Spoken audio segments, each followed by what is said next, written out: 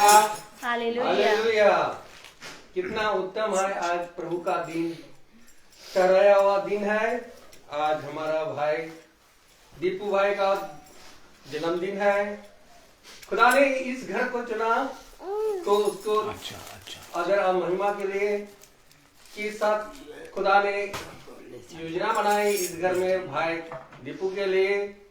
एक दिन उसका आयु बढ़ गई। खुदा ने को धन्यवाद देते हैं। खुदा भाई को आशीष प्रदान करे ताकि उनको और भी बहुतायत से अपना लाइफ में जीवन बिताए। खुदा इसलिए खुदा को हम लोग धन्यवाद के लिए हम लोग यहाँ पर एकत्रित हुए हैं, उसका आदर और महिमा के लिए। खुदा कितना महान है कि हम लोगों को जीतों के दुनिया में हम लोगों को जिंदा रखा और उसको आदर और महिमा के लिए हम लोग पहले प्रार्थना में जाएंगे और गीतों में और जिसके बाद गवाही में और वचनों में। इससे पहले हम लोग प्रार्थना इस घर के कोई भी सदस्य प्रार्थना में अगुवाई करें। धन्यवाद पिता, लाखों करोड़ों कोटि कोटि हम अपने प्रभु का धन्यवाद देते हैं। सच में मेरे पिता परमेश्वर, हम इस योग नहीं है कि आप यहाँ पर आए और अपने वचन का प्रकाशन हमें दें पिता परमेश्वर, लेकिन सच में मेरे पिता आप इतनी रहम, इतनी तरस, इतना प्यार करने वाले खुदा बाप हैं प्रभु जी कि आप हमेशा यहाँ आना स्वीकार करते हैं प्रभु। इसलिए मैं आपका तहे दिल से धन्यवाद करती हूँ। आज विशेष रूप से प्रभु मैं अपने पति के लिए आपसे प्रार्थना में मांगती हूँ खुदा कि जिस तरीके से आपने आज तक इनको हर एक बहुत बड़ी बड़ी विपत्तियों से बचाया है मेरे पिता परमेश्वर, उसी तरीके से प्रभु जी अपने बलवान सामर्थ्य दाहिने हाथ से हमेशा इनको थाम के रखिएगा पिता, और इन्हें हर एक दुष्ट आत्माओं से बचा के रखिएगा प्यारे पिता परमेश्वर। होने पाए प्रभु कि आज हम इनके जन्मदिन पे आपसे ये उपहार मांगते हैं पिता परमेश्वर कि हम आपके वचन से कभी अलग ना होने वाले हो सके पिता, हमेशा आपके वचन में बने रहने वाले हो सके पिता परमेश्वर, और हमेशा आपके वचन से ही बात करने वाले और आपके वचन के अनुसार अपने जीवन का निर्वाह करने वाले हो सके। हम अपने व्यवहारिक जीवन को खुदा आपके वचन के द्वारा निभाने वाले हो सके पिता परमेश्वर, ताकि हम सच में खुदा तेरे अच्छे बेटा बेटी बनने वाले हो सके मेरे पिता परमेश्वर। प्यारे प्रभु होने पाए प्रभु आज सच में खुदा बाप जन्म हम हर दिन प्रतिदिन आप खुदा हमें आत्मिक मन्ना देते और प्रतिदिन हमारा नया जन्म होता है मेरे पिता परमेश्वर। प्रभु जी होने पाए पिता कि इस महासभा से हम कभी भी अलग ना होने वाले हो सके, ताकि प्रतिदिन आपके वचन में हम जन्म लेते रहे पिता परमेश्वर और हर दिन अपना जन्मदिन मनाते रहे पिता परमेश्वर। प्यारे प्रभु हम धन्यवाद देते हैं कि आपने अपने बेटे को यहाँ पे भेजा है पिता परमेश्वर। होने पाए जो वचन आज यहाँ बोया जाए प्रभु, उसे हम केवल सुनने वाले ना हो परंतु उस पर चल के अपने जीवन को सफल बनाने वाले हो सके पिता, और अपने आप को अनंत जीवन के लिए तैयार करने वाले हो सके प्रभु। जितने भाई बहन यहाँ आए हैं प्रभु, पीठ पीछे इनके घर की रखवाली रक्षा अगुवाई करिएगा प्रभु, जैसा ये छोड़ के आते वैसे ही वहां जाकर पाए और आपका धन्यवाद कर सके। जिस तरीके से आपने सारे भाई बहनों को अपने पंखों की ओर में सुरक्षित यहाँ पहुंचाया पिता, वैसे ही जब ये अपने घर को लौटते हैं खुदावन सही सलामत सब लोग अपने घर को लौटे पिता, और हम सब आपका धन्यवाद करने वाले हो सके। प्यारे पिता आपके पवित्र लोगों के बेड़े में बांधते इस जगह को हम सबको पिता, हम सब एक मन होके एक प्रेम से आपके वचन को सुनने वाले और ग्रहण करने वाले हो सके। प्यारे पिता एक बार फिर से हम धन्यवाद देते हैं पिता कि आपने इतना अच्छा जीवन साथी हमें दिया है प्रभु जी, जो हमेशा हमेशा हमारे साथ खड़ा रहता है पिता परमेश्वर। और सच में मेरे पिता जिस तरीके से आपने हमें ये फल दिया प्रभु कि अपने वचन में हमें मजबूत किया है पिता, बस आज इस जन्म के अवसर पर सिर्फ आपसे यही मांगते हैं खुदा, दिल से मांगते हैं पिता कि अपने वचन को हमसे कभी भी छीनिएगा नहीं प्रभु जी, और हम आपके वचन से कभी अलग ना होने वाले हो पाए पिता, मर जाए लेकिन आपके वचन और विश्वास में हमेशा ऐसी दृढ़ता से बनने और चलने वाले हो सके पिता। सारी दुआ प्रार्थना को सिर्फ और सिर्फ अपने उद्धारकर्ता प्रभु यीशु मसीह के सामर्थ्य नाम में मांगते हैं, दया से सुन के पूरा करें, आमीन आमीन। Praise the Lord. Praise the Lord.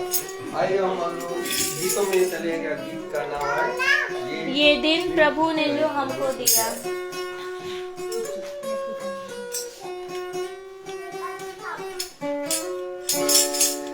ये दिन प्रभु ने जो हमको दिया, इसमें आनंदित रहो। ये दिन प्रभु ने जो हमको दिया, इसमें आनंदित रहो। प्रभु में आनंदित रहो, प्रभु में आनंदित रहो।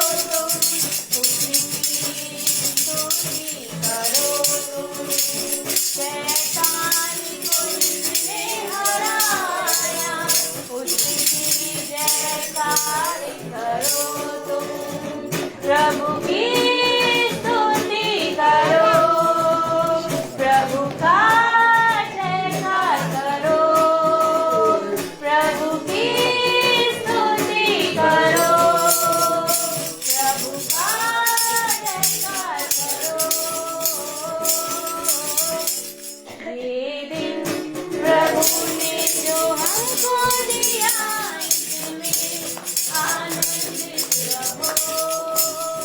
ये दिन प्रभु ने जो हमको दिया इसमें आनंदित रहो।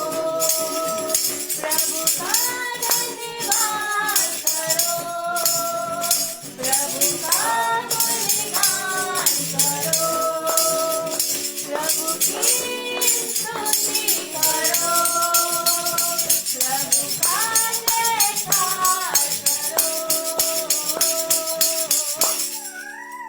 Praise the Lord. सच में आज का ये दिन खुदा ने हमें दिया है और सच में हर एक दिन प्रभु हमें अपनी आशीषों से भर के देता है। इसलिए हमें हर एक दिन प्रभु का क्या करना है? सिर्फ धन्यवाद और सिर्फ धन्यवाद, क्योंकि सिवाय धन्यवाद के और हम उसको देने के कुछ भी योग्य नहीं है। हम दूसरा गीत गाएंगे और दूसरा गीत है आज का दिन यहोवा ने बनाया है, हम इसमें आनंदित हों।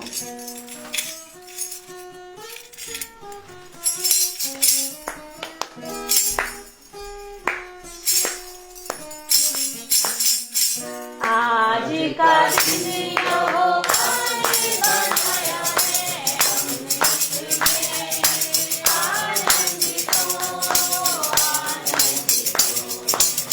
आज का दिन यहोवा ने बनाया है, हम इसमें आनंदित हों, आनंदित हों। आता हूँ तेरे पास,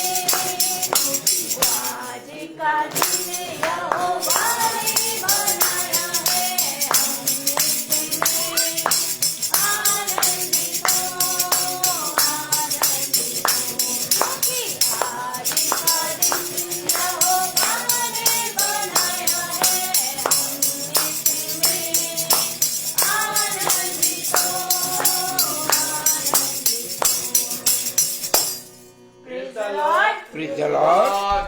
अभी समय है गवाही का, जो किसी का कोई भी खुदा के प्रति जो भी अच्छा का हुआ, जो भी हो खुदा को प्रस्तुत करें। मैं गवाही देना चाहूंगी। हाँ,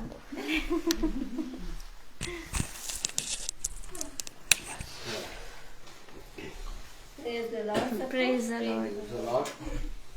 ये मेरे जीवन में सबसे अच्छी और बहुत जल्दी की ये गवाही है,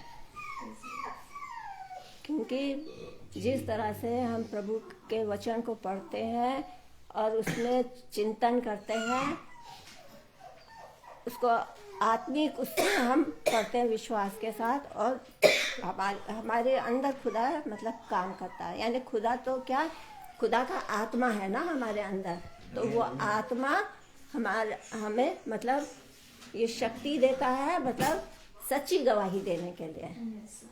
और हम लोग बहुत बार संकोच कर जाते हैं, मतलब बोलते नहीं हैं, लेकिन जबकि वचन कहता है कि परमेश्वर की महिमा जब तुमको मिलती है तो उसका बखान करो, है ना। तो ये अद्भुत तरीके से मेरे जीवन में हुआ है। मैं बताती हूँ आप लोगों को कि बिल्कुल अभी की बात है।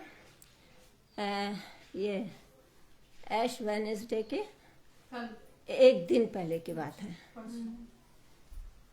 हमारे घर में, हमारे बाहर, घर के बाहर जो रोड बन रही है, हम वहाँ खड़े थे और हम कह रहे थे कि कल वो ऐश वेडनेसडे है, कल गिरजा जाना है हम लोगों को सबको। और हमने वचन पढ़ा था, योएल का पाठ, पवित्र सुसमाचार। तो इतना आत्मा को छुआ है उस वचन ने। मैंने कहा कि देखो, वचन से हमको सच्चाई पता चलती है। लोग तो बहुत तरीके से बताते हैं, समझाते हैं, हर एक का समझाना बताना कुछ ना कुछ फर्क होता है, लेकिन जो वचन हमारे पास है, वो वचन को अगर हम पढ़े, हम बुद्धू हैं, हमारे पास दिमाग नहीं, लेकिन खुदा से अगर मांगे तो वो हमें अपनी प्रज्ञा से भर देता है। ये बात सच है, और वचन हमसे फिर बात करता है।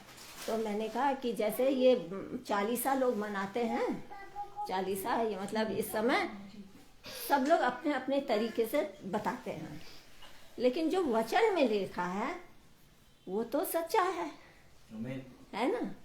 तो चालीसा का मतलब ये है कि जैसे मतलब बहुत बार हम बाइबल में पढ़ते हैं, 40 दिन का जिक्र पढ़ते हैं, है ना। और जो भी वचन बाइबल में है वो सच्चा है। तो 40 का समय ये होता है कि परमेश्वर ने एक समय ठहराया हम लोगों के लिए।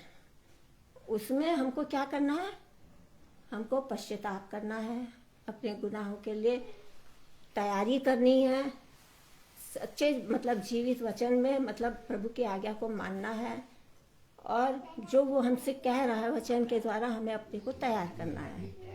तो वो एक समय उन्होंने ठहराया है। वो ये योएल जो था, वो उसका तो बाइबल में कहीं मतलब इतना वो नहीं है, उसका कब पैदा हुआ, कब वो मरा, कब कैसा हुआ करके उसके बारे में उतनी बातें तो बाइबल में नहीं लिखी हैं। लेकिन जो उसने दर्शन में देखा है, स्वप्न में देखा है, उसका जिक्र उसने क्या है।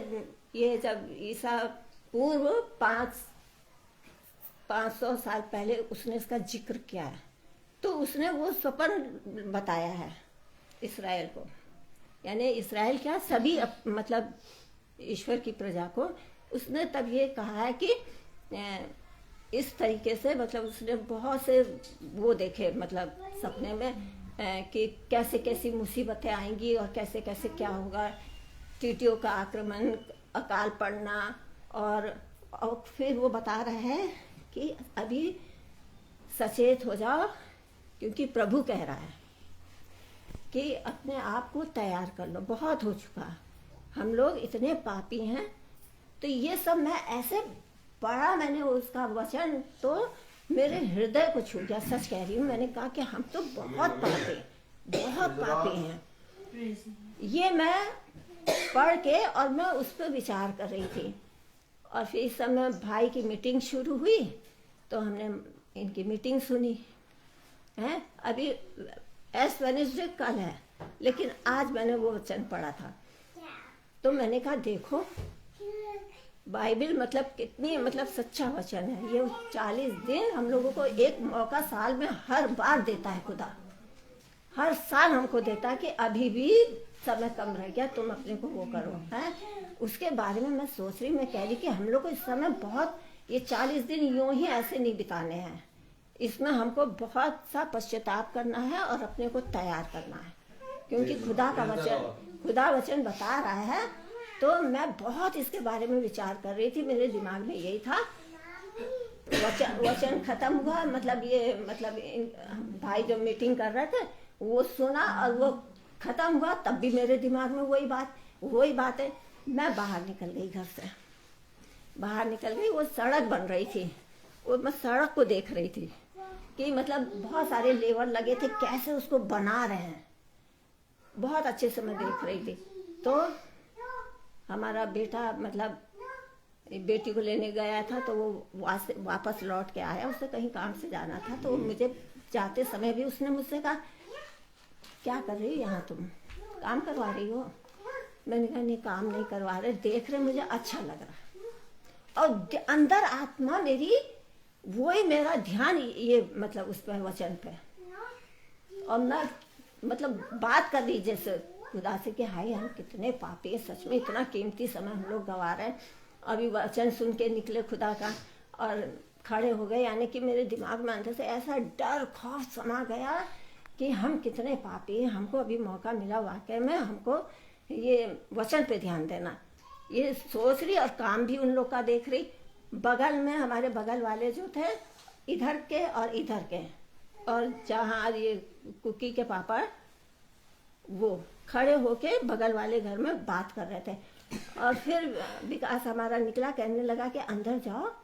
मैंने कहा कि अंदर नहीं जाएंगे, मुझे यहीं पर रहने दो, मुझे मतलब अच्छा लग रहा, थोड़ा सा देख लें।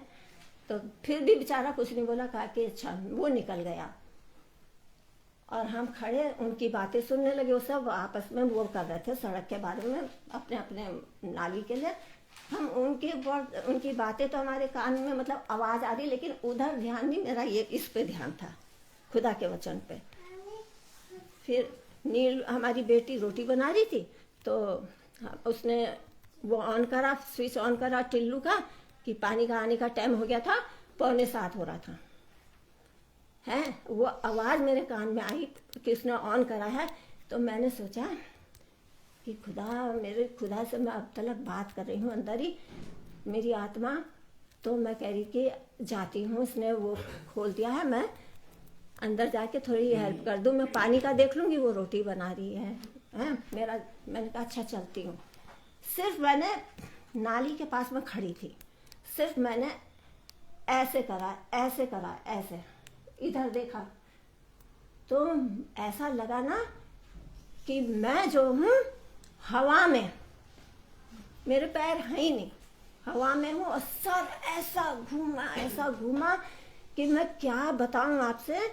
मैं कह रही खुदा क्या हुआ, मेरे को ये नहीं कि मैं क्या करूं। देखिए मैं ऐसे करके खड़ी, मैं कह रही हाय, अंधेरा भी हो रहा था, बत्ती खराब थी रोड की और लोग खड़े थे। मेरे को ये हुआ है, मुझे खुदा लग रहा है कि अब मेरा समय आ गया, क्योंकि ध्यान मेरा उधर ही था।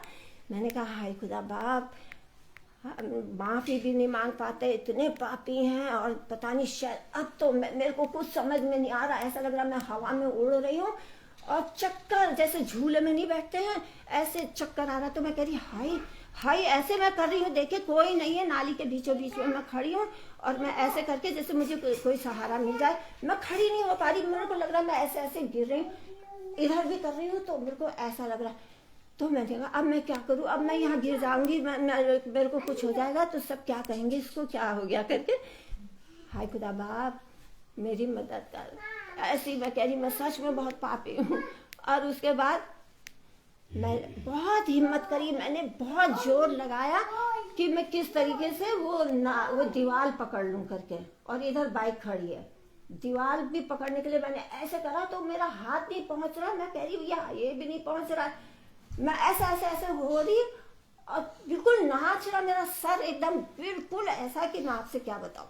और उसके बाद वो बाइक खड़ी थी, मैंने कहा बाइक पकड़ लो, और मैं ऐसे पीछे को हटी, मेरा पैर उठ ही नहीं रहा, और क्या तो कहते वो बाइक में हाथ लगा और मैं ऐसे करके गिरने को हो गई, तब भी नहीं गिरी, और वैसे ही मेरे चक्कर आ रहा, वैसे ही चक्कर। मैं कह रही खुदा मैं कैसे घर तक जाऊं, बहुत कोशिश करी, खुदा बाप मेरी मदद कीजिए, मुझे घर तक पहुंचा दीजिए, कैसे मैं अपने घर के फाटक तक पहुंच जाऊं। आवाज़ भी नहीं निकल रही। मैंने कहा अभी नीलू से कहूँगी, चिल्लाऊंगी तो वो डांटेगी।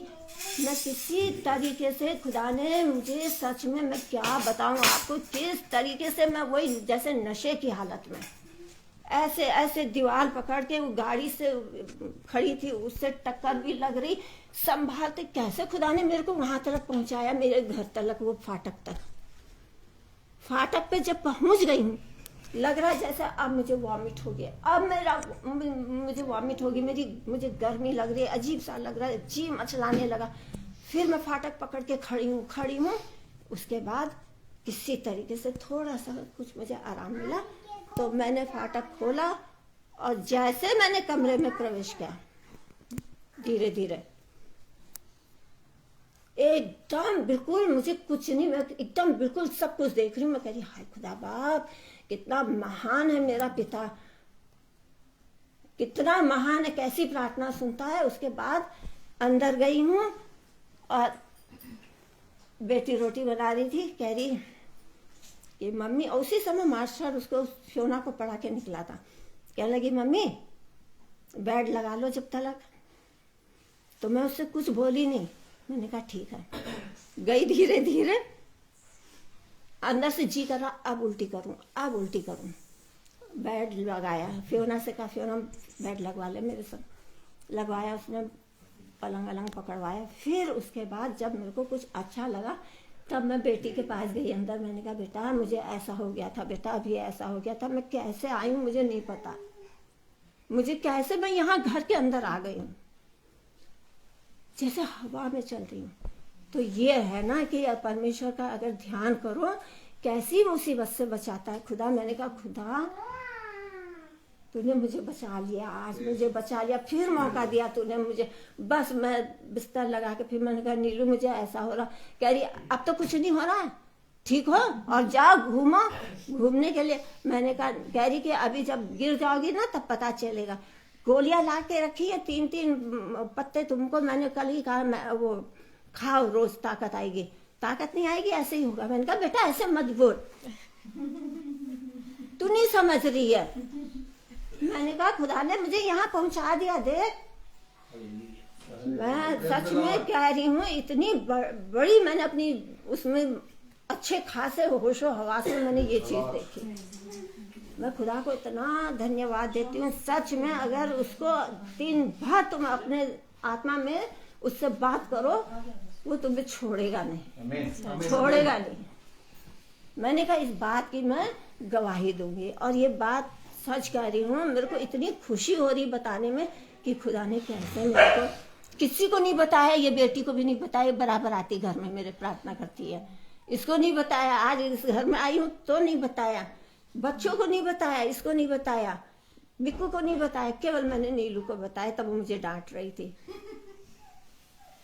लेकिन ये देखो खुदा की, ये मेरे साथ बहुत बार हुआ है बेटा, बहुत बार हुआ है। एक बार और हुआ है मेरे को, रात में अंधेरे में मैं चली तो गई और जैसे स्विच ऑफ कर रही, वो ऑन कर रही बत्ती जलाने के लिए, तो मेरा हाथ कहाँ जा रहा मुझे कुछ नहीं पता अंधेरे में। और मैं ऐसे होते होते होते होते मैं गिर गई थी। और मैं कह रही खुदा बाप एक मौका दे दीजिए, एक मौका दे दीजिए मुझे, मैं माफी मांग रही हूँ, मेरे को ठीक कर दीजिए, मुझे ठीक कर दीजिए, मैं बत्ती जला लूँ। ऐसे खुदा को ही मैं वो कर रही, और मैंने ऐसे स्विच ऑफ किया। बहुत बार मेरे संग बेटा ऐसा हुआ। खुदा ऐसा बचाता है, मौत के मुंह से निकाल के देख, आत्मा के बल पे खड़ा कर देता है। कुछ भी हो सकता था ना, मेरी सांस बंद हो जाती ना। तो कितनी बड़ी बात हुई मेरे जीवन में, इसलिए सारी महिमा मैं अपने खुदा को देती हूँ। धन्यवाद, धन्यवाद। Praise the Lord. जैसा कि मम्मी ने गवाही दी, सच में खुदा हमें बचाता है। अभी कुछ समय पहले, कुछ महीनों पहले मेरे संग भी ऐसा ही हुआ था। मैं सो रही थी अच्छा खासा, और सोते सोते मेरे एकदम से मुझे ऐसा लगा कि मतलब सेंस में तो हूँ, लेकिन मुझे सांस लेने में बहुत दिक्कत हो रही है, मेरी सांस आ नहीं रही है, जैसे दम घुट रहा है। और मैंने कहा कि मैं क्या करूं, और मैंने तुरंत शॉन को उठाया। मैंने कहा शॉन मुझे हॉस्पिटल लेके चलो। तो ये कहने का क्या हुआ, बेचारा एग्जाम था इसका अगले दिन, और ये 12 बजे तक की पढ़ रहा था। उसके बाद जैसे ये एक झपकी इसको लगी होगी, वैसे ही मेरी तबीयत खराब हो गई। और मैंने कहा शॉन मुझे जल्दी से हॉस्पिटल लेके चलो, मैं सांस नहीं ले पा रही हूँ। और ऐसा लग रहा था कि मैं कहाँ भाग जाऊं, क्योंकि ऐसे सांस आ ही नहीं रही थी। और मैं मतलब बाहर खिड़की खोल के खड़ी हो गई, बाहर जाके खड़ी हो गई और सांस ले रही हूँ, लेकिन मुझे लग रहा है मेरा दम धीरे धीरे वो सांसें रुक रही हैं। उसके बाद मैंने अपने हस्बैंड को उठाया, हमने कहा सुनिए हमें हॉस्पिटल लेके चलिए, मेरी तबीयत बहुत ज्यादा खराब हो रही है। तो कहने का क्या हो गया, मैंने कहा ऐसे ऐसे हो रहा है मुझको करके। तो उन्होंने कहा अच्छा रुको, पानी पियो, ये करो वो करो करके। लेकिन मैं सिर्फ फिर उसके बाद जो है थोड़ी देर मैंने कहा, इन्होंने कहा चले, हमने कहा अच्छा 2 मिनट रुक जाइए अभी। हाँ, और मैं अंदर से मुझे ऐसा लगा था कि अब मेरे प्राण निकल रहे हैं, मतलब अब कुछ बचा नहीं है शरीर में, अब बस प्राण निकलने पे है। और मैं बस तुरंत जो है यहोवा मेरा चरवाहा है, पूरी प्रार्थना बोलती रही और बोलते मैं कब सो गई मुझे नहीं पता चला। और जब सुबह आंख खुली मेरी, तो मैंने देखा, मैंने सच में खुदा को धन्यवाद दिया कि सच में सोचो वो जो सांस का एक रुकना जो हम महसूस कर रहे थे कि मेरा जीवन खत्म हो रहा है, तो सोचो वही हम देखते हैं कि जब खुदा हमें एक एक सांस देता है, एक एक कीमती सांस, और इस समय भी अगर हम अपने आप को सच्चे वचन की ओर लेके ना चलें, तो सोचो जब हमारी सांसें वो रोकेगा तो हमारे पास पश्चाताप का भी कोई समय नहीं रह जाएगा। क्योंकि इंसान जब अपनी मृत्यु को देखता है कि वो कैसे मर रहा है करके, तो उस समय उसको खुदा ही याद आता है, पिता हमें क्षमा कर। तो वाकई में सच में जितना समय है अपने गुनाहों के लिए सिर्फ और सिर्फ अपने पिता से क्षमा मांगो और अपने पिता के वचन में मजबूती से चलो, क्योंकि हम पापी हैं। हर एक क्षण हम पाप में गिरते हैं और पाप करते रहते हैं, लेकिन उसके भय को मानो कि जब वो सांसें हमसे छीनेगा तो उस समय सिर्फ हमारे पास पश्चाताप करने के समय और कुछ भी नहीं रहेगा। मैं सच में खुदा का धन्यवाद देती हूँ। और एक मेरी और गवाही है, अभी मैंने कुछ समय पहले बताया था, मेरे स्कूल में SKG क्लास में एक सक्षम बच्चा पढ़ता है, उसको हार्ट की प्रॉब्लम है और डॉक्टर ने बोला उसका 2 बार ओपन हार्ट सर्जरी हो चुकी है। और जे SKG का बच्चा है तो बहुत छोटा ही है वो, और इस बार डॉक्टर ने बोला था कि अगर इस बार ऑपरेशन होगा तो उसका वो खत्म हो सकता है, या पैरालाइसिस हो सकता है, या कोमा में जा सकता है। और मैंने ये बात बोली थी प्रार्थना के लिए कि भाई के इसमें मीटिंग में, और मैंने सच में, उन्होंने कहा था उसकी मम्मी ने कि फरवरी की फर्स्ट वीक में ही उन्होंने, डॉक्टर ने बोला कि जल्द से जल्द करवाइए आके ऑपरेट करके, और देख लीजिए नहीं उसकी कंडीशन खराब होती रहेगी। और मैंने सपने में क्या देखा कि हम हॉस्पिटल में हैं और भाई आए वहाँ हॉस्पिटल में, और वो खूब रो रहा है सक्षम, और भाई ने उसके सर पे रख के प्रार्थना करी और बोला बस सिस्टर सब ठीक हो गया, और वचन बोला। और मैं सच में, मेरा ऐसा विश्वास है, मैं विश्वास करती हूँ कि वो स्वस्थ और चंगा हो गया, क्योंकि मेरे पिता ने मुझे दिखा दिया। और सच में मैं अभी डेली, उसकी मम्मी आई तो मैंने उससे पूछा, हमने कहा क्या हुआ, डॉक्टर ने बुलाया नहीं, कह रही नहीं, डॉक्टर ने कहा अभी नहीं। मैंने कहा बुलाएगा भी नहीं, मैंने कहा उसका ऑपरेशन नहीं होगा, वो ऐसे ही सही हो जाएगा। तो मैं इसलिए खुदा का धन्यवाद देती हूँ कि ऐसे पिता अपने कामों को हमें होते हुए दिखाता है। Praise the Lord. Praise the Lord. और एक छोटी सी गवाही इसकी तरफ से, प्रेज द लॉर्ड। दुआ करिए कि खुदा इसके मुंह को खोले। गवाही आमीन आमीन आमीन। Praise the Lord. क्योंकि रोज मेरे को बताती है अपने मतलब अंदर की बात, मुझे बताती कि ऐसा हुआ मुझे। तो मैंने कहा वहाँ भवन में जब बोलते हैं सब लोग, तो बोलो तुम ना, कहती मुझे शर्म लगती है। और बता रही है अभी चर्च गई थी रात के दिन, ये वहाँ कह रही है, मतलब देखो ये विश्वास है, खुदा मन जानता है, उसके सोच विचार को खुदा जानता है, हम लोग नहीं जानते हैं, और उसकी दिमागी स्थिति को भी खुदा जानता है ना, हम लोग तो नहीं जानते हैं। और किस उससे वो दुआ करती है, किस उससे वो प्रार्थना करती है चर्च में, ये तो ये जानती है या खुदा जानता है। Praise the Lord. तो ये कहती है, कह रही मेरे से आके, मम्मी हम चर्च में दुआ बोल रहे हैं, खुदा से मैंने प्रार्थना करी है, मतलब आज के मतलब उपवास का दिन, उपवास रखी थी, कहने की उपवास का दिन है और खुदा ने मौका दिया है, हमें अपने पापों के लिए माफी मांगी। मैंने तो खुदा से बहुत माफी मांगी और खुदा को बहुत धन्यवाद दिया, क्योंकि खुदा ने मेरी प्रार्थना को सुना है, वो मेरी प्रार्थना को सुनता है और उसको याद करना। कह रही कि मैं पिंटू को भैया को मतलब मैं उनको याद कर रही थी खुदा उनके उससे मैंने बहुत अब कहती यहोवा का मतलब नहीं जानती थी अब वो यहोवा यहोवा करके ये प्रार्थना करती है Praise the Lord. और कहती है कि मैंने यहोवा से कहा कि पिंटू भैया के मतलब प्रार्थना से उसके वचन से मैं बहुत मुझे परिवर्तन हो गया। मैंने कहा बेटा गवाही देना चाहिए तुमको ये चीजें तुम्हारे अंदर हो रही तो तुमको बोलना चाहिए सच में। ये ईश्वर की गवाही है परमेश्वर खुश होता है Praise the Lord. Praise the Lord. तो ये मैं इसके तरफ से मैं बोल रही हूँ कि इसमें मतलब ऐसी चीज है मतलब इसमें खुदा काम कर रहा है Praise the Lord. है ना मैं भी एक गवाही दूंगी इसी बात पे। आज मम्मी की और मेरी गवाही दोनों बिल्कुल मैच हो रही हैं। सच में जैसे कि भाभी ने कहा कि जब वो प्रार्थना कर रही थी तो भाई का चेहरा उनके सामने खुदा दिखा रहा था। यही मेरी भी गवाही है कि जब मैं परेशान होती हूँ, जब मैं प्रार्थना करती हूँ, मैं कोई मुझसे जब ये बात कहता है, कोई अन्य जाति का भी कोई कहता है, जैसे दीपिका मैम थी, उन्होंने कहा कि मेरे लिए प्रार्थना कीजिएगा, उनको कैंसर था। आप विश्वास नहीं मानेंगे, हॉस्पिटल में जब मैं उनको देखने गई तो सिर्फ भाई का चेहरा, जैसे लगा भाई सामने खड़े हैं और वाकई में हमने प्रार्थना करी, खुदा ने उनको चंगाई दी है। और इसी तरीके से सक्षम का था, हम लोग प्रार्थना करते हैं लेकिन भाई खुदा ने मुझे दिखा दिया सपने में कि भाई ने उसके लिए प्रार्थना करी जाके वहां पे हाथ रख के। और ऐसे ही जब भी कभी कोई परेशानी कुछ होता है और जब हम खुदा से मांगते हैं और वचन को पढ़ते हैं तो सिर्फ और सिर्फ भाई का चेहरा नजर आता है उस समय।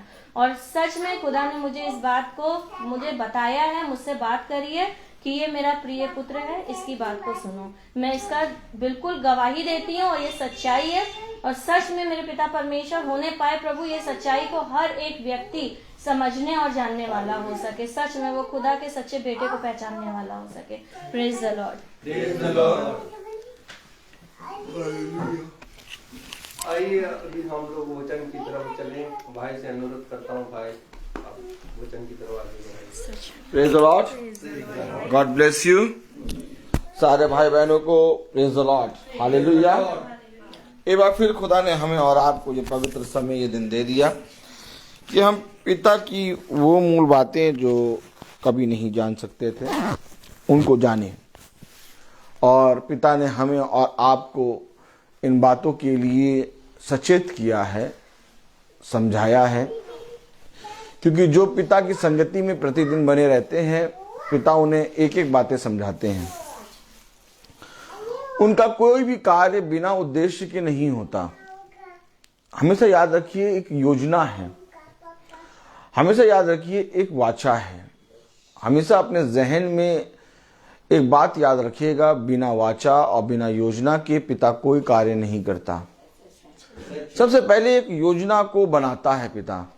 अगर एक मनुष्य को खुदा अपने वचन में फेरेगा तो उसको फेरने के लिए उसको किस तरह फेरना है, किस समय फेरना है और क्या उसके जीवन में कार्य करना है, उस योजना को पिता बनाता है। आमीन। और उसने कहा कि इससे पहले कि मैं तुझे माँ के गर्भ में रचूं, तुझे माँ के गर्भ में रचने से पहले मैंने अपने जहन में तेरी सारी योजनाओं को बना दिया है।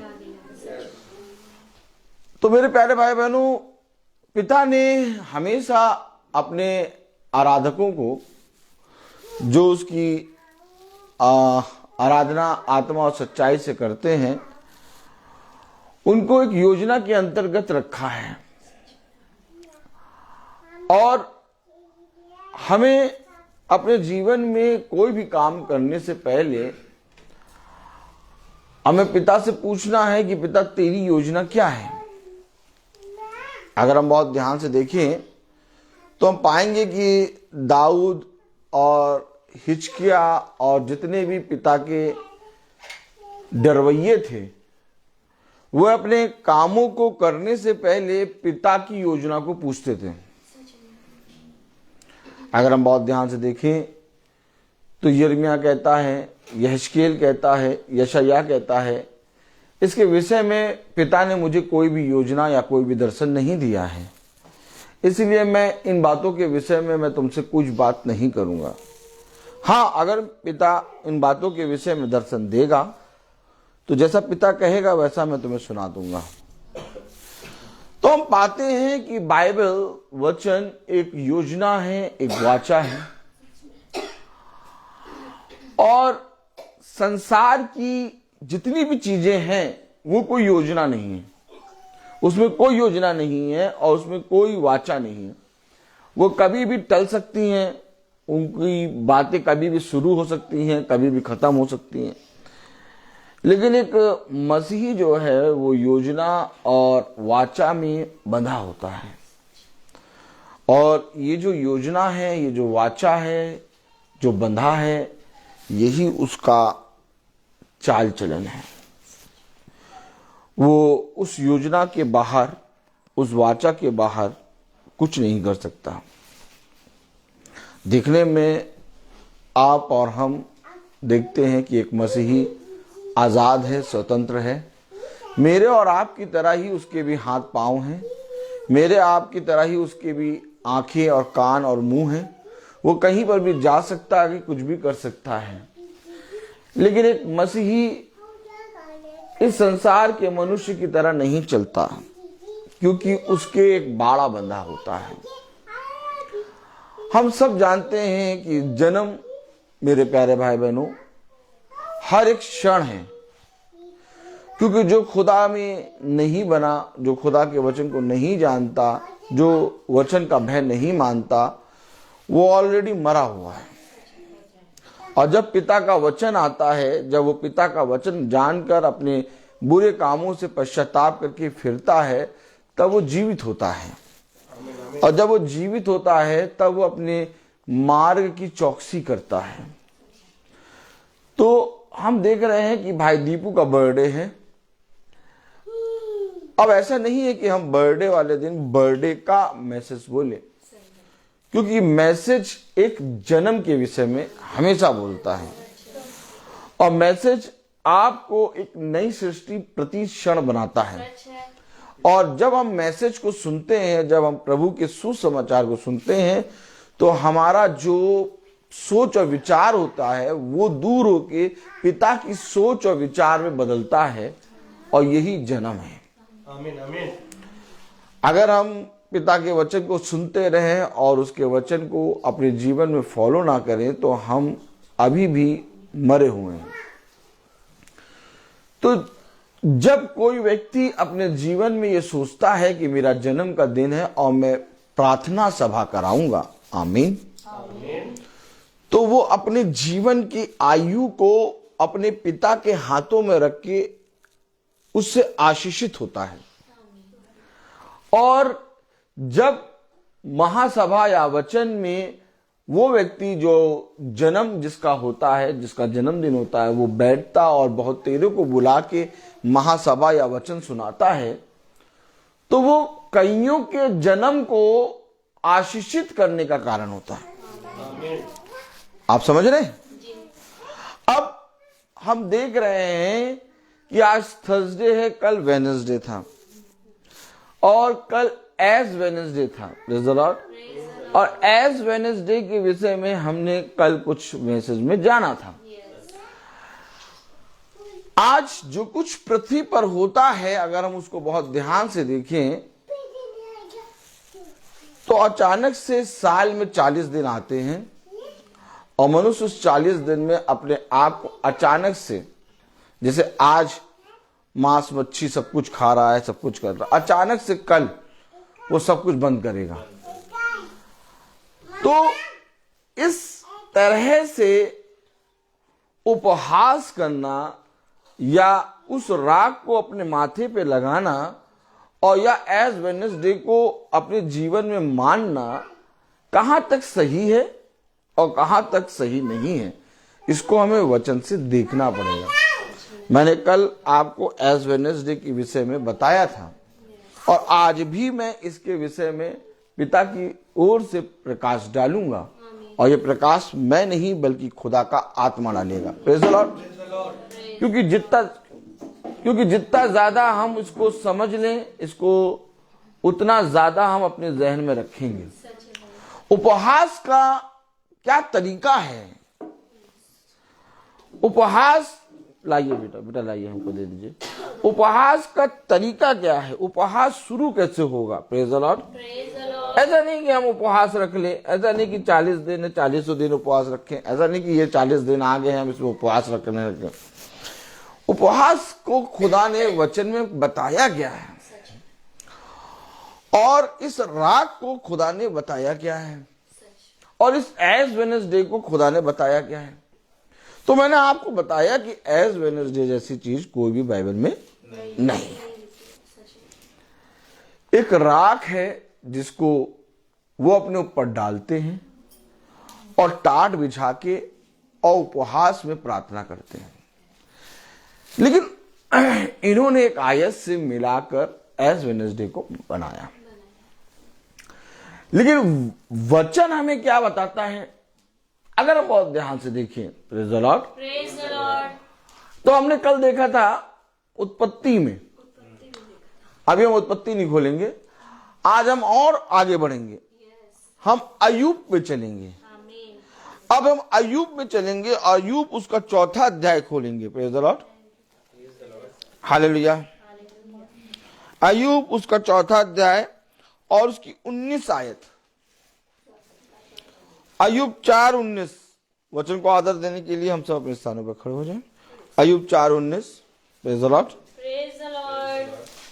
कलाम बताता, वचन बताता, फिर जो मिट्टी के घरों में रहते हैं, फिर जो मिट्टी के घरों में रहते हैं और जिनकी नींव मिट्टी में डाली गई है, जिनकी नींव मिट्टी में डाली गई है, और जो पतंगे के नाई पिस जाते हैं, और जो पतंगे के नाई पिस जाते हैं, उनकी क्या करना। उनकी क्या गणना। खुदावन का वचन जो कि पवित्र है, इस पवित्र वचन को खुदा हम निकम्मों को समझने और उस पर चलने की सामर्थ प्रदान करे। आमीन। हम सब अपने स्थानों पर बैठे हैं। उसने कहा क्या गणना, यानी गिनती ही नहीं है। Praise the Lord, hallelujah. मिट्टी के घरों में रहते हैं। आमीन।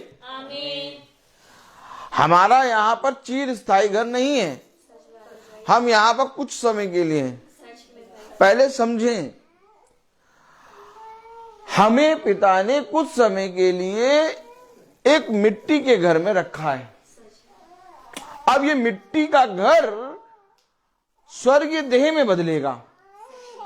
अब इससे पहले कि ये मिट्टी का घर स्वर्ग देह में बदले, इस मिट्टी को पवित्र खुदा के हाथों में रखना है।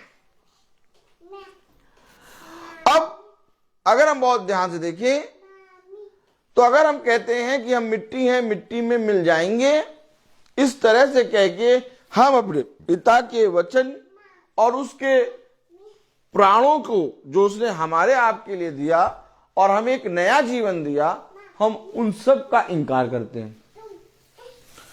लेकिन जब हम ये बात को कि हम मिट्टी हैं स्मरण रखते हैं, इसको स्मरण रखने के लिए, समझिए, इसको स्मरण रखने के लिए पिता ने कहा है, इसमें बने रहने के लिए नहीं कहा है। हम जब एज वेडनेसडे को मान के अपने माथे पे एक मोहर लगा देते हैं, राख। आप देखिए आजकल माथे पे चलन चल गया है बहुत से चित्र लगाने बनाने का। या आत्मा देखिए आपने, आत्मा देखिए आप, ये कहां से आत्मा आ गई कि माथे पे आजकल बहुत से लोग तमाम किस्म के चीजें बनाते हैं। और ये आत्मा आई कहां से? क्योंकि आत्मा को परखो,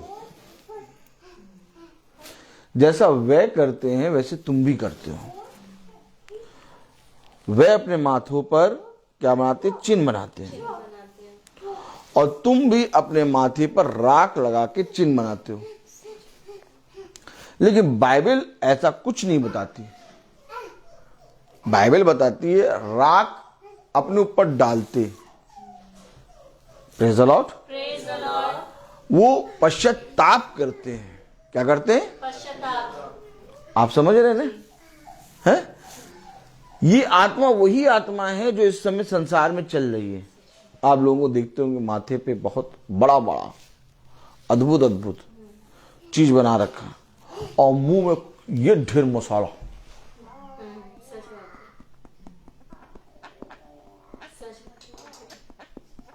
मुंह में ये ढेर मसाला और माथा पूरा पेंट। आप समझ रहे हैं? पश्चाताप जैसी कोई चीज नहीं, पश्चाताप जैसी, क्योंकि उनके जीवन में योजना नहीं है। भाई ऐसे चलते चलते मैं उपवास नहीं रख सकता। अब किसी ने कहा 40 दिन आगे उपवास रखने वाले, अब मैं उपवास रखने लगा। अरे कोई योजना है ना। जब तक मैं पिता के साथ संगति नहीं करूंगा, पिता मुझको उन बातों के विषय में सिखाएगा नहीं, तब तक मैं पश्चाताप किस बात का करूंगा?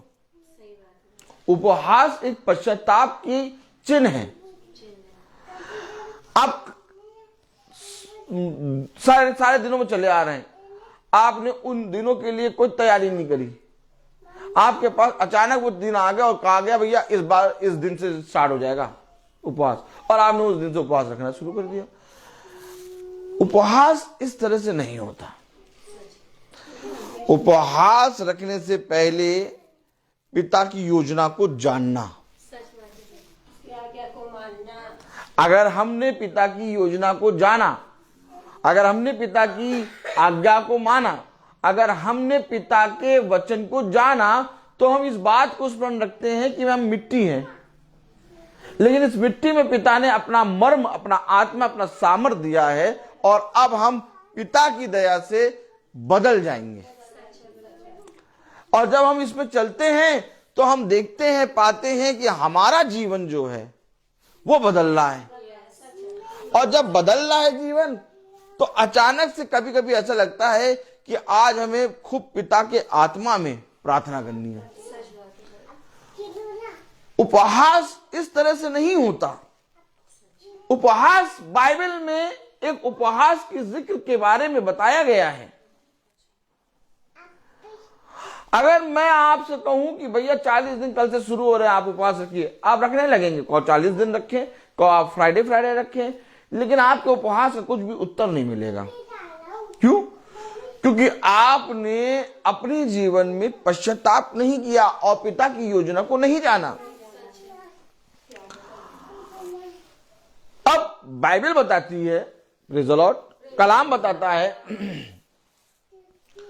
मत्ती उसका 9वां अध्याय, प्रेज़ द लॉर्ड, आइए देखें, मत्ती उसका 9वां अध्याय, प्रेज़ द लॉर्ड,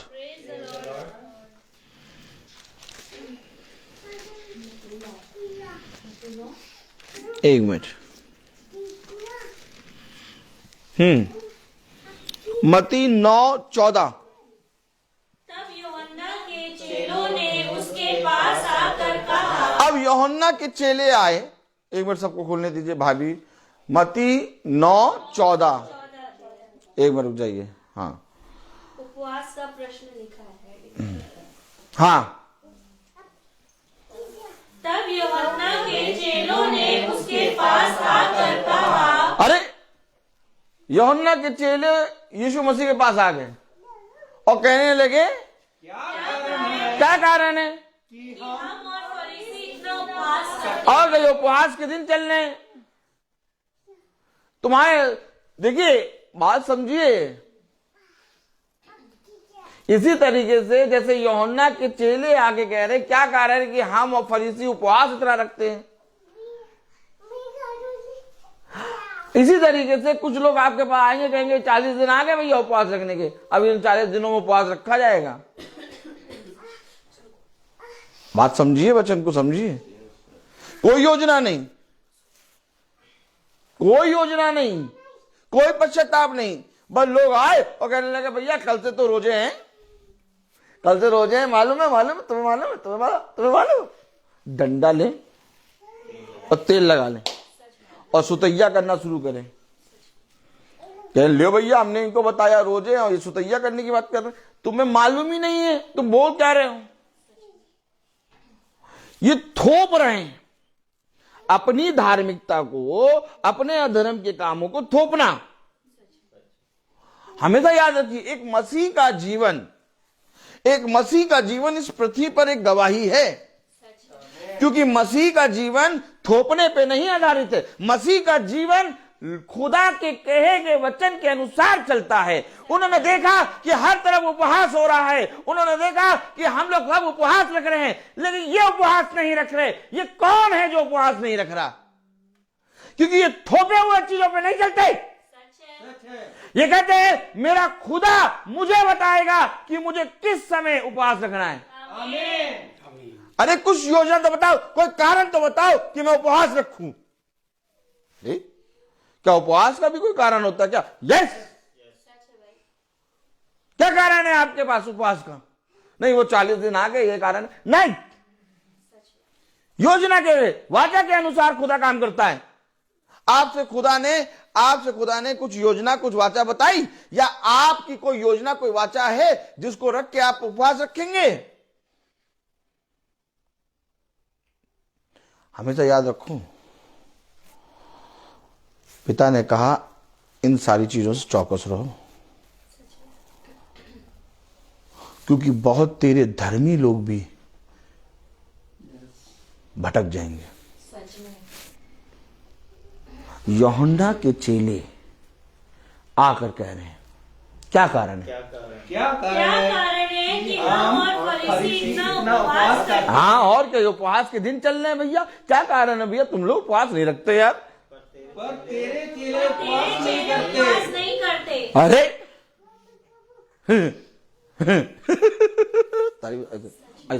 ऐसे ताली ऐसे बजती।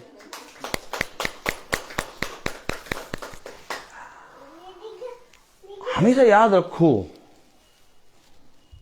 आप जब प्रार्थना करते हैं, हम लोग जो ये प्रतिदिन की मीटिंग कर रहे हैं, ये महासभा जो चल रही है प्रतिदिन की, ये एक वाचा के अनुसार चल रही है। हम यूं ही नहीं निकल रहे हैं कि नहीं उस आते हैं इस पूरे हफ्ते मीटिंग करेंगे, नहीं इस 15 दिन मीटिंग करेंगे, इस महीने में मीटिंग करेंगे। एक योजना है, एक वाचा है, एक वाचा बांधी है हमने कि हम पिता तेरी डेवड़ी पे प्रतिदिन बने रहें। आमीन आमीन। इसलिए ये मीटिंग बढ़ रही है और हम लोग सब आनंद से इस मीटिंग में चल रहे हैं। अभी कोई वाचा नहीं होती, कोई योजना नहीं होती, तो देखो कोई बिना मनुष्य बिना वाचा बिना योजना की मीटिंग करना शुरू करता है, एकदम से अचानक से जग जाता है। अरे जैसे वो कर रहे हैं वैसे हम लोग भी कर लेंगे, हम लोग भी एक काम करेंगे, हम लोग भी रोज मीटिंग करेंगे, लेकिन कोई योजना कोई वाचा नहीं। आप देखिए 5 दिन 10 दिन करने के बाद टाइम टाइम बोले, टाइम फिश, ऐसे ऐसे बोले टाइम फिश। देखिए समझिए, जैसे प्रार्थना सभा है, जैसे प्रभु के वचन को सुनना है, वैसे ही उपवास है। उपवास मनुष्य के जीवन में तब आता है जब मनुष्य खुदा के वचन और प्रेम का प्रमाण देता है, क्योंकि उपवास एक दिन का नहीं है। उपवास के विषय में हमारा खुदा हमें अलग तरीके से सचेत करता है।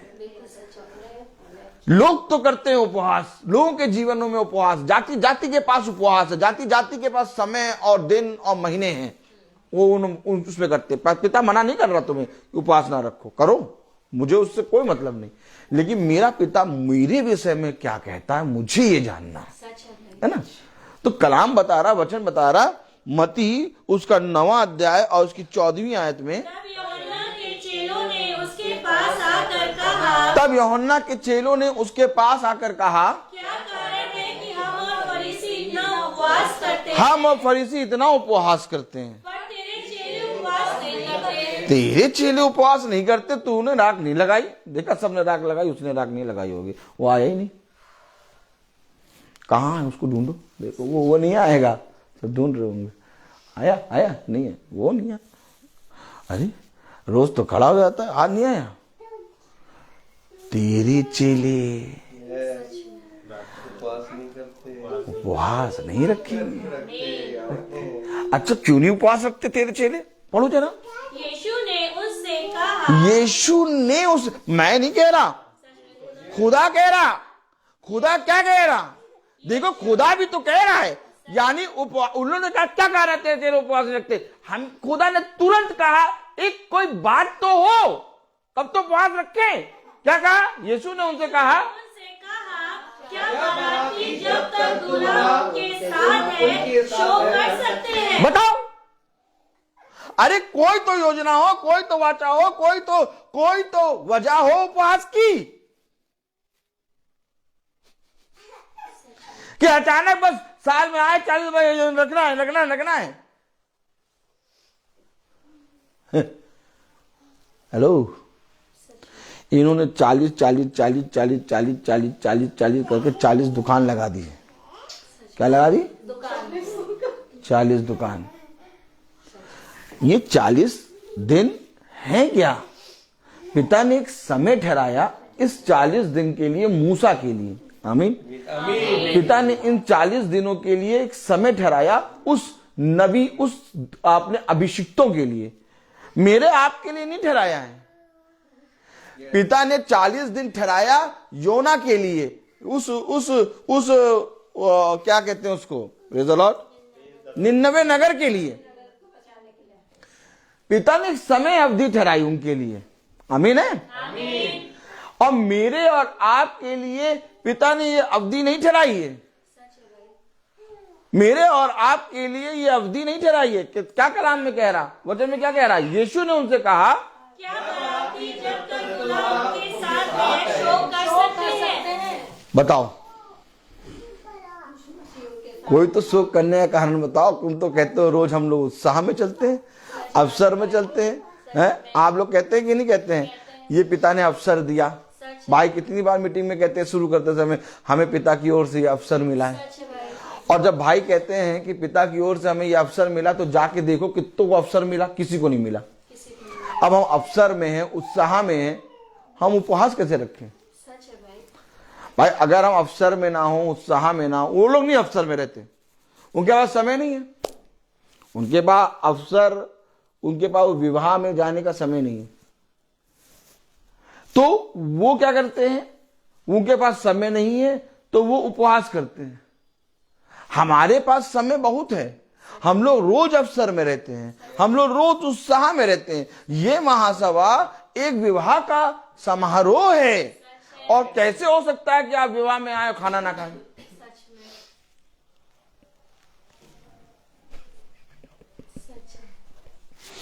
होता है ऐसा कभी कि विवाह में जाइए और खाना ना खाएं? और वो भी विवाह खुदा का। यही तो बात है, बाराती। हम लोग बाराती हैं, और हम लोग उस बारात में आए हैं, और दूल्हा हमारे साथ है, खुदावन यीशु मसीह। अब उपवास कैसे रखें?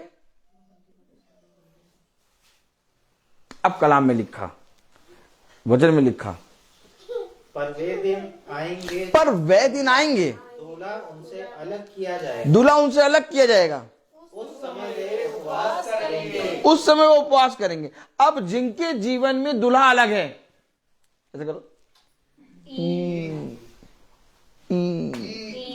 अब जिनके जीवन में दूल्हा अलग है, करें उपवास। अब हमारे जीवन में दूल्हा अलग है, एक आयत पढ़ो। हमारे जीवन में दूल्हा अलग है, एक आयत पढ़ो, जैकेट उतार दो उसकी, एक आयत पढ़ो, मत्ती 28:20। परंतु वे दिन आएंगे जब दूल्हा उनसे अलग किया जाएगा। हाँ, अब देखिए, अगर आप रोज महासभा को सुन रहे हैं, अगर आप रोज वचन को सुन रहे हैं, तो दूल्हा आपके साथ है।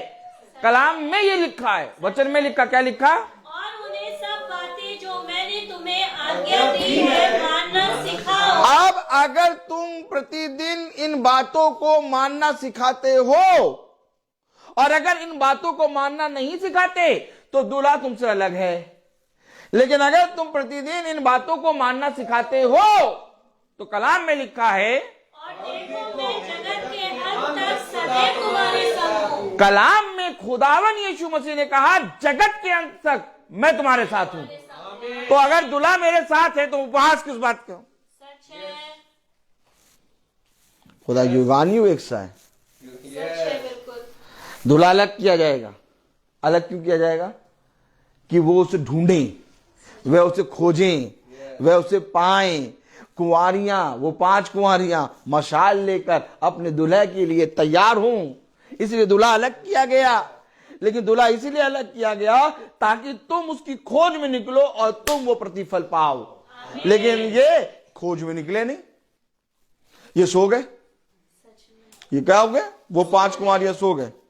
लेकिन एक 5 कुंवारियां, वो 5 कुंवारियां जो सचेत हैं, जो तैयार हैं, जो प्रतिदिन तेल लेके चलती हैं, जो प्रतिदिन चलती हैं, उनके साथ दूल्हा है। क्या कारण है भैया? ये उपवास नहीं रखते, ये माथे पे भैया राख नहीं लगाते। क्यों माथे पे राख क्यों लगाएं भैया? हम काहे लगाएं? आदम को खुदा ने कहा, कब कहा? जब वो आते हैं पाप में गिरा। जब वो पाप में गिरा तो कहा मिट्टी है, मिट्टी में मिल जाएगा। अब अगर तुम पाप में गिरे हुए हो तो मिट्टी में मिलोगे, लेकिन अगर तुम पाप में गिरे नहीं हो, तुम अपने दूल्हे के साथ रोज चल रहे हो, तो तुम एक नई सृष्टि बनोगे। तुम्हें राख लगाने की कोई जरूरत नहीं है। आपको मालूम है अब्राहम ने इसके विषय में क्या कहा? Praise the Lord. आइए निकालें उत्पत्ति 18। Praise the Lord. आइए देखें अब्राहम ने क्या कहा। अब्राहम ने देखिए स्मरण रखा है। अब्राहम ने क्या रखा है? पिता के सामने हमें स्मरण रखना है कि हम मिट्टी हैं। हमें ये बात स्मरण रखनी है। लेकिन अगर हम ये कहें कि हम मिट्टी हैं और मिट्टी में मिलेंगे, तो ये उस व्यक्ति के लिए है जो पूरी रीति से पाप में बना है। लेकिन जो खुदा के वचन में बना है वो कभी मिट्टी में ना मिलेगा, वो बदल जाएगा, वो बदल जाएगा। अगर तुम बदल जाने पे विश्वास करते हो, अगर तुम रैप्चर पे विश्वास करते हो, अगर तुम कहते हो कि मेरा पिता मुझे नई सृष्टि बना रहा है, तो फिर तुम्हारा मिट्टी में मिलना नहीं है। देखिए अब्राहम ने क्या कहा? 18 उत्पत्ति 18। Praise the Lord. एक मिनट भाई, उत्पत्ति 18:27 पढ़े। उत्पत्ति 18:27 सब एक साथ पढ़ेंगे। Praise the Lord. एक मिनट रुकिएगा। उत्पत्ति 18 प्रेज द लॉर्ड 27। उत्पत्ति 18:27। फिर देखिए समझिए, अब्राहम ने कहा, यानी अब्राहम को स्मरण है। अच्छा कहा किसके सामने? हेलो, खुदा के सामने। Praise the Lord. तुम सारे काम करो। अब्राहम ने कहा किसके सामने? खुदा के सामने। अब खुदा के सामने तो मैं मिट्टी हूं ना, ये मुझे स्मरण रखना है। लेकिन वो खुदा इस मिट्टी में अपनी सामर्थ भर के एक नई सृष्टि बनाकर तुम्हें सर्वदा के लिए जीवित रखेगा। समझे बात को, बात को समझे। तुम्हारा विश्वास कैसा है? जैसा तुम्हारा विश्वास वैसा तुम्हारे साथ हो जाएगा। कलाम में लिखा, अब्राहम ने कहा, फिर अब्राहम ने कहा, हे प्रभु, मैं तो मिट्टी और राख हूं। अब्राहम ने ये बात पिता के सामने स्मरण करी कि मैं मिट्टी और राख हूं, लेकिन ये नहीं कहा कि मैं मिट्टी में मिलूंगा। मैं मिट्टी में नहीं मिलूंगा, मैं मिट्टी और राख हूं, लेकिन मुझे विश्वास है कि मेरा खुदा अंत के समय में मुझे फिर से जीवित करेगा। हेलो हेलो कुछ समझो। थोड़ा वचन को रोज जो सुन रहे हो वो यूं ही नहीं सुन रहे हो। आप बताइए, एक समय था जब आपका मन करता था उपवास रखने का। मैं आपसे अचानक पूछ रहा हूं ये बात। एक समय था जब आपका मन करता था उपवास रखने का। अब आप मुझे बताइए, आपका मन करता है उपवास रखने का? मैं बता तो रहा हूं, एकदम मन ही नहीं करता। कभी अगर जानबूझ के कोशिश भी करो कि लाओ मैं उपवास रखूं, तो मन नहीं करेगा। ये मन क्यों नहीं करता यार उपवास रखने का? पहले मन करता था, तैयारी करते थे। समझिए, ये शरीर के अनुसार चलते हैं, क्योंकि अब हमारा उपवास 365 दिनों का है। हमारा उपवास 365 दिनों का है। हमने इस राख और इस टाट पर अपनी आत्मा को बिठा दिया है। ये शरीर को बिठाते हैं, ये शरीर को बिठाते हैं। हमने अपनी आत्मा को राख और टाट पे प्रतिदिन बैठाया है और प्रतिदिन कहा है कि ये राख और ये टाट में बैठे रहे, क्योंकि तेरे लिए प्रतिदिन का उपवास है। क्योंकि सुन, ये उपवास एक दिन का नहीं है, ये उपवास 365 दिन का है। एक आत्मिक उपवास होता है जब तुम बुराई के बदले बुराई नहीं करते, ये आत्मा का उपवास है। ऑलरेडी तुम 365 दिन जब उपवास कर रहे हो तो तुम उपवास कैसे रख सकते हो? समझे वचन को, वचन को समझिए। बहुत अंतर आता है। जब जीवन बदलता है ना, तब आप आत्मिक उपवास रखते हैं, और ये आत्मिक उपवास खुदा के साथ वाचा बांध के रखते हैं। आपने खुदा के साथ वाचा बांधी है, आपने खुदा के साथ उसकी योजना को जानकर अपने जीवन में ये बात स्मरण कर लिया, मुझे गाली नहीं देनी है। अब आपके मुंह से गाली नहीं निकलती, नहीं निकलती गाली। कभी कभी बहुत तेरे लोग आपके बारे में बुरा कहते, तब भी आपके मुंह से गाली नहीं निकलती। आपके मुंह से गाली निकलना कैसे बंद हो गया? और उस वाचा को खुदा पूरा कर रहा है, क्योंकि खुदा आपके साथ है। जब तुम इन बातों को लोगों के साथ सामने जाकर मानना सिखाओगे, तो उसने कहा जगत के अंत समय तक मैं तेरे साथ हूं। आप पहले गाली तड़ से दे देते थे, अब आप गाली नहीं दे पा रहे। क्यों? क्योंकि दुल्हा आपके साथ है। पहले आप लोगों को धोखा दे देते थे, अब आप लोगों को धोखा देने के विषय में सोचते ही नहीं है। क्यों? क्योंकि दुल्हा आपके साथ है।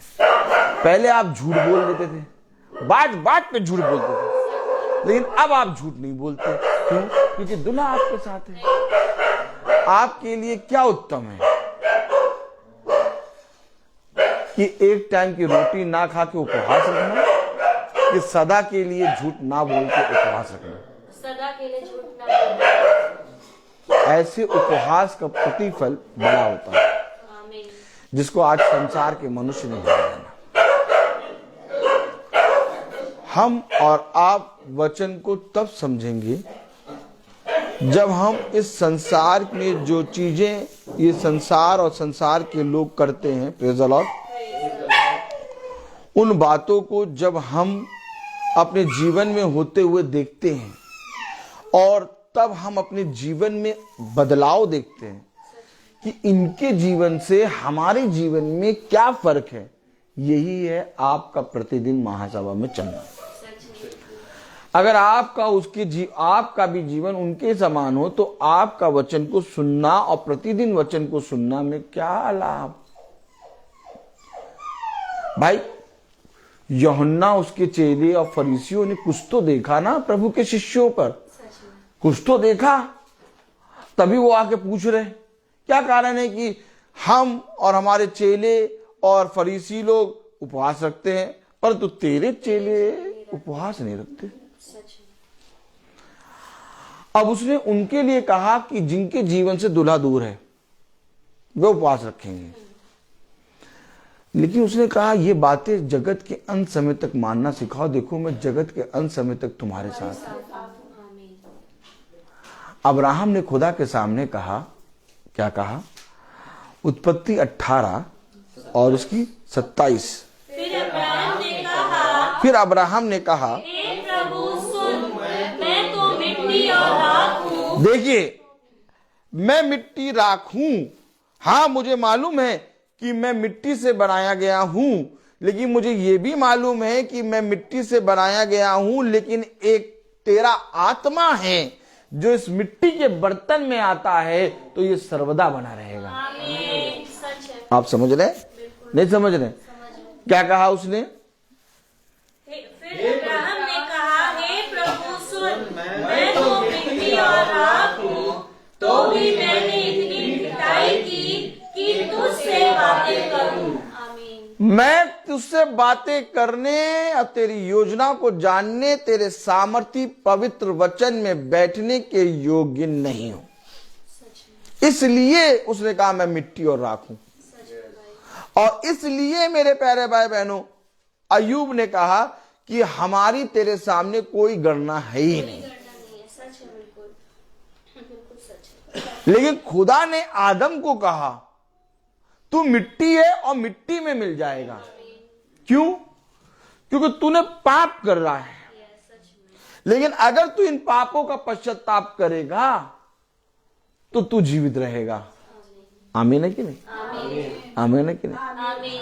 ये पहला आदम जो है जिसके विषय में कहा गया, कलाम में लिखा गया, उत्पत्ति उसका 3 अध्याय, प्रेज द लॉर्ड, हालेलुया।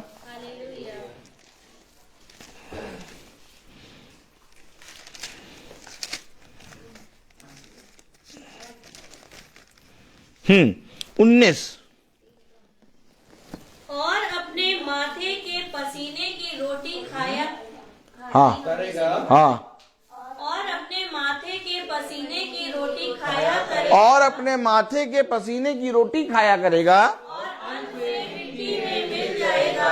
अंत में मिट्टी में मिल जाएगा, क्योंकि तू उसी से निकाला गया है। क्योंकि तू उसी में से निकाला गया है। तू मिट्टी तो है और मिट्टी में फिर मिल जाएगा। तू मिट्टी है और मिट्टी में फिर मिल जाएगा। ये पिता ने अब आदम को कहा। पाप में गिरने के बाद हाँ, अब अगर दूसरा आदम आता है अर्थात यीशु मसीह, तो निकोदेमुस से कहता है तुझे नए सिरे से जन्म लेना है। क्यों? ताकि मैं नहीं चाहता कि तू मिट्टी में मिले, तू स्वर्गीय देह में बदल जाए। ये बर्तन है मिट्टी का। अब ये मिट्टी का बर्तन मिट्टी में जाएगा, लेकिन इसके अंदर जो स्वभाव है, जो कैरेक्टर है, जो आत्मा है, वो हमें पवित्र करना है। यस। अब अगर हम ये सोचें कि हम मिट्टी में मिल जाएंगे, अगर हम ये सोचें कि हम इस पृथ्वी पर जीवित हैं और हम एक दिन नाश हो जाएंगे, तो हम कभी भी उद्धार के लिए या अपने जीवन के बदलाव के लिए पिता से प्रार्थना नहीं करेंगे। जिसके विषय में कहा पौलुस ने कि मैं दौड़ में निशाने की ओर दौड़ता जा रहा हूं। पौलुस ने क्यों कहा कि मैं एक निशाने की, मैं लक्ष्यहीन नहीं बल्कि लक्ष्य की ओर दौड़ रहा हूं। क्यों पौलुस ने कहा मैं लक्ष्य की ओर दौड़ रहा हूं? उसका लक्ष्य ये है कि मैं मिट्टी में ना मिलूं बल्कि मैं बदल जाऊं। आप समझे? जितने लोग यीशु मसीह के वचन में बढ़ने की कोशिश करते हैं और अपने जीवन में एक बदलाव देखते हैं, वो अपने जीवन में केवल चंगाई नहीं, वो अपने जीवन में केवल आशीष नहीं, बल्कि अपने जीवन में एक बदलाव देखते हैं। वह एक लक्ष्य की ओर दौड़ रहे हैं और उनका लक्ष्य केवल इस पृथ्वी की चीजों को, वस्तुओं को पाना नहीं होता। उनका लक्ष्य केवल एक होता है कि इस पृथ्वी पर रहते हुए हम अपने पिता के साथ एक हो जाएं। और यही है मेरे प्यारे भाई बहनों आपका स्वर्गीय देह। एक पार्थिव देह है, एक स्वर्गीय देह है, और ये पार्थिव देह स्वर्गीय देह में बदलेगी। हमारा जैसे हम इस घर से सामान उठा के अपना स्वर्ग के घर में जाएंगे। आमीन। ये होता है एक ट्रांसफर। आमीन। तो ये ट्रांसफर जो अपने मन में, जहन में रखे रहता है, वो कभी नहीं कहेगा कि मैं मिट्टी हूं और मिट्टी में मिल जाऊंगा। अर्थात एक मसीह कभी नहीं कहेगा। मसीह कहेगा मैं बदल जाऊंगा। मसीह कहेगा मेरा खुदा मुझे अंत के समय में फिर से जीवित कर देगा। देखिए, एक मसीह, पौलुस ने कहा मैं पुरानी बातें छोड़कर अब एक नई सृष्टि बन गया हूं। अब मेरे पास पुरानी वाली बातें नहीं है। क्यों नहीं है मेरे पास पुरानी बातें? क्योंकि मुझे ये मालूम था कि मैं मरूंगा और मरने के बाद गाड़ा जाऊंगा और गाड़ने के बाद मेरे पास खुदा आएगा और फिर मुझे जीवित करेगा। लेकिन मैंने जब अपने खुदा के वचन को जाना तो मैंने पाया कि मैं जीते जी बदल जाऊंगा। आपने देखा अब्राहम और सारा को, अब्राहम और सारा की देह बदल गई थी। इसलिए उस राजा ने कहा मैं इस सारा के साथ एक होना चाहता हूं। हमेशा समझिए, हम इस पृथ्वी पर जीवित रहते हुए अपने पिता में एक होंगे, क्योंकि जैसे ही हम गिरेंगे वैसे ही हम बदलेंगे। आमीन है कि नहीं? आमीन है कि नहीं? और जब हम गिरेंगे और जब हम बदलेंगे, क्योंकि हमारा बदलना निश्चय हो गया है, हम इस देह में रहते रहते बदल गए हैं। आमीन है कि नहीं?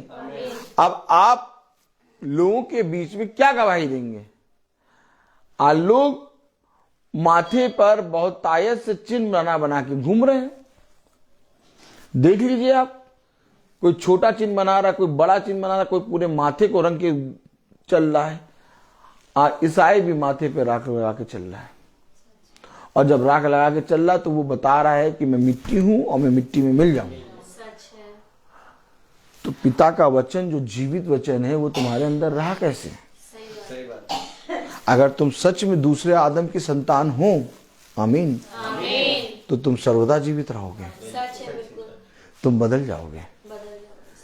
इन बातों के विषय में कोई नहीं बात करता।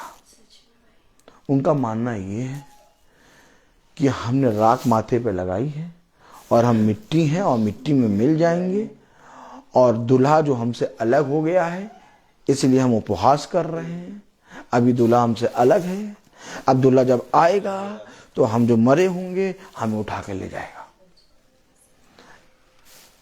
अगर दूल्हा अलग है तो क्यों खुदा ने कहा मैं जाता हूं और तुम्हें सहायक के रूप में अपनी आत्मा देता हूं? तुम्हारे सहारा। तुमने कभी उस आत्मा को अपना माना ही नहीं। अगर सच में तुम उस आत्मा के अनुसार चल रहे होते तो तुम इन बातों को जो मैं तुमसे कहता हूं, मत्ती 28:20 में लिखा है। क्या लिखा है? और उन्हें सब बातें मैंने तुम्हें आज्ञा दी है, जो मैंने तुम्हें आज्ञा दी है, मानना सिखाओ। अब मानना सिखाते हैं। अगर सुनिए, अब ये आप देखिए, वे जो उपहास रखते हैं, वे जो राख लगाते हैं, वे बातों को मानना नहीं सिखाते। हमेशा याद रखो, आदम ने अपनी पत्नी की सुनी। आदम को जो आज्ञा मिली थी उस आज्ञा को आदम ने नहीं माना। अब अगर आदम ने आज्ञा को नहीं माना और पत्नी की सुनी तो उसको पिता ने कहा तुम मिट्टी और मिट्टी में मिलेगा। लेकिन अगर आज तुम वह बातें जो पिता ने तुम्हें दी है लोगों को मानना सिखाते हो, तो क्या कह रहा? और उन्हें सब बातें जो मैंने तुम्हें आज्ञा दी है मानना सिखाओ, और देखो मैं जगत के अंत तक सदैव तुम्हारे संग हूँ। आमीन। अब आप बताइए,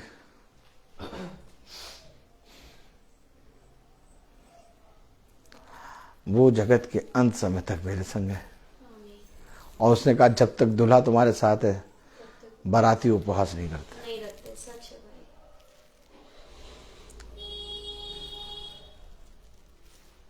हमेशा याद रखो, मैं ये नहीं कह रहा कि उपवास ना रखो, मैं ये कह रहा हूं उपवास के पीछे तुम्हारी एक योजना हो। तुमने उपवास क्यों रखा? एक आयत और पढ़े ताकि और हम लोग दृढ़ हो जाएं इस मामले में। निकालें 2 शमूएल। Praise the Lord. हमारा खुदा हमें घूम घूम के सिखाता है। Praise the Lord. हालेलुया। सारी बातें एकदम दृढ़ कर देता है ताकि कोई आदमी कुछ कहे ना पाए।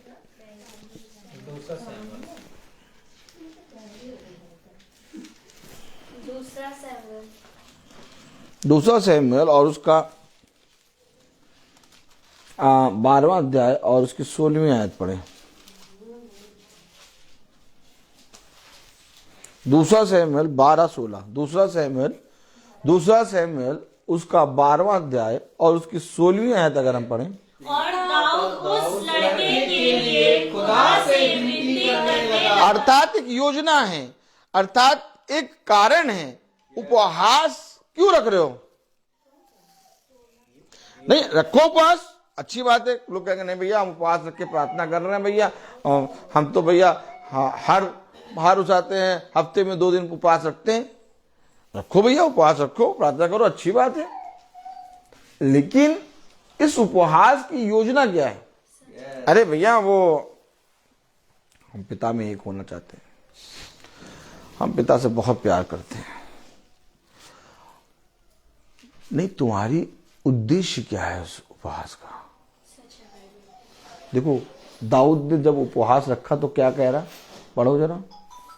और दाऊद उस लड़के के लिए खुदा से विनती करने लगा हाँ और उपवास किया हाँ। और भीतर जाकर रात भर भूमि पर पड़ा रहा। क्या उद्देश्य है? लड़के के लिए। यस, कोई दिन नहीं आया, कोई समय नहीं आया, उसके उपवास का एक उद्देश्य है। जब वे शिष्य, जब उसके खुदा के शिष्य जब उन आत्माओं को नहीं निकाल पाए तो खुदा ने कहा ये आत्माएं प्रार्थना और उपवास से जाती हैं। हमेशा याद रखिए, आप यूं ही उपवास रखते हैं तो इसका बड़ा प्रतिफल नहीं होगा। उपहास के लिए आपको अपने पिता की योजना को जानना होगा। उपहास के लिए आपको अपने पिता की इच्छा जाननी होगी। है बात सही? जब आप पिता की इच्छा जानेंगे, आप उसकी योजना जानेंगे, तब आप प्रार्थना और उपहास में जाएंगे। इच्छा जानते नहीं, योजना जानते नहीं, प्रेम का प्रमाण देना जानते नहीं, बस ये दिनों को जानते हैं। ये दिन आ गया, अब उपवास, कल से फास्ट रखना है, आज खा लो, आज ले आया चिकन, आज बनवा दो, आज चिकन खा लो, कल से तो उपवास पे रखेगा, फिर कल से नहीं बनेगा 40 दिन तक। मैं डंके की चोट पे बोलो, कह रहा हूं, कई ईसाइयों ने मंडे और ट्यूसडे खूब चिकन खाया, मटन खाया होगा।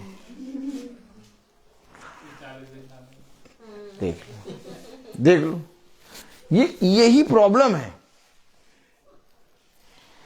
ऐसा विचार रख के, ऐसी योजना रख के तुम उपवास में जा रहे हो, कोई योजना नहीं है। उनके लिए दिन है,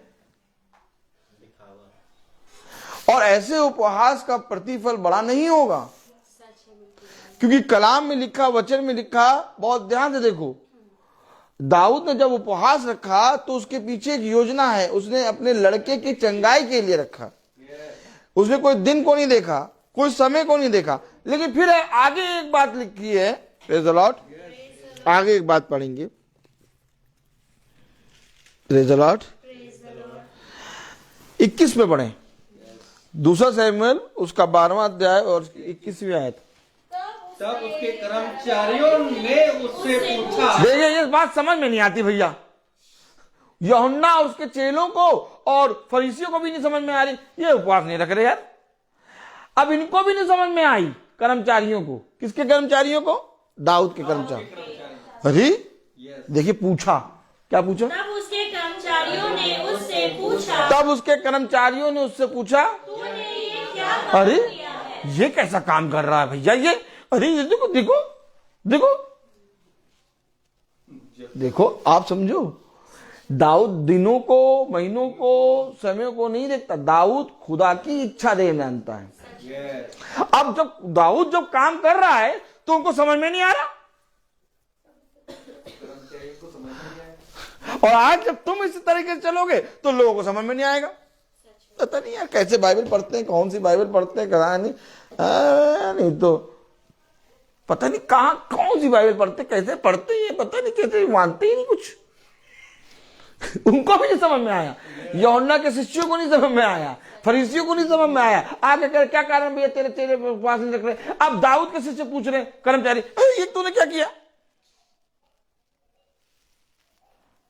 एक मसीही का जीवन अलग होता है। मसीह एकदम अलग होगा। वो उसके काम बिना योजना और बिना वाचा के नहीं होंगे। लोग कहते रहे लाख, लेकिन वो नहीं सुनेगा। क्यों? देखिए, कर्मचारियों ने उससे पूछा, पढ़े जरा, जब तक बच्चा जीवित, पूरा पढ़े। तब उसके कर्मचारियों ने उससे पूछा, तब उसके कर्मचारियों ने उससे पूछा, तूने ये क्या काम किया है? तूने ये क्या काम किया है? जब तक बच्चा जीवित रहा, जब तक बच्चा जीवित रहा, तब तक तू उपवास करता हुआ रोता रहा। अरे तब तूने उपवास करा, अब 40 दिन आ गए, तब तूने उपवास नहीं कर रहा हो? तब तो तू जब बच्चा जीवित था तब उपवास करा तूने, और आगे परंतु जो बच्चा मर गया, हाँ बच्चा मर गया, यूं ही तू भोजन करने लगा। अरे भैया अब तुम्हें उठाते हैं उपवास करना चाहिए था, आप लोग भोजन नहीं खाते, 2 दिन 3 दिन भोजन नहीं बनता उनके यहाँ, देखा आपने? सच में इनको क्या कहेंगे? नौटंकी बाज, सच में देखा? ये नौटंकी देखना पसंद करते हैं। सच में क्या देखना पसंद करते हैं? नौटंकी।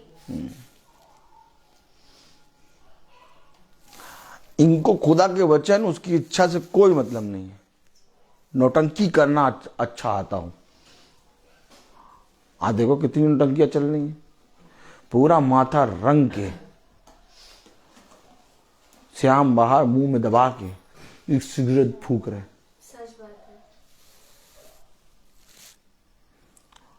जितना माथा रंगे उतना ही गाली दे रहे। नौटंकी, देखा? ये तूने क्या किया? जब तक तेरा बच्चा जीवित था तब तक तो तूने उपवास रखा, और जब मर गया तो तू उस आते भोजन करने बैठ गया। यानी उपवास कैसे रखना है ये बताओ।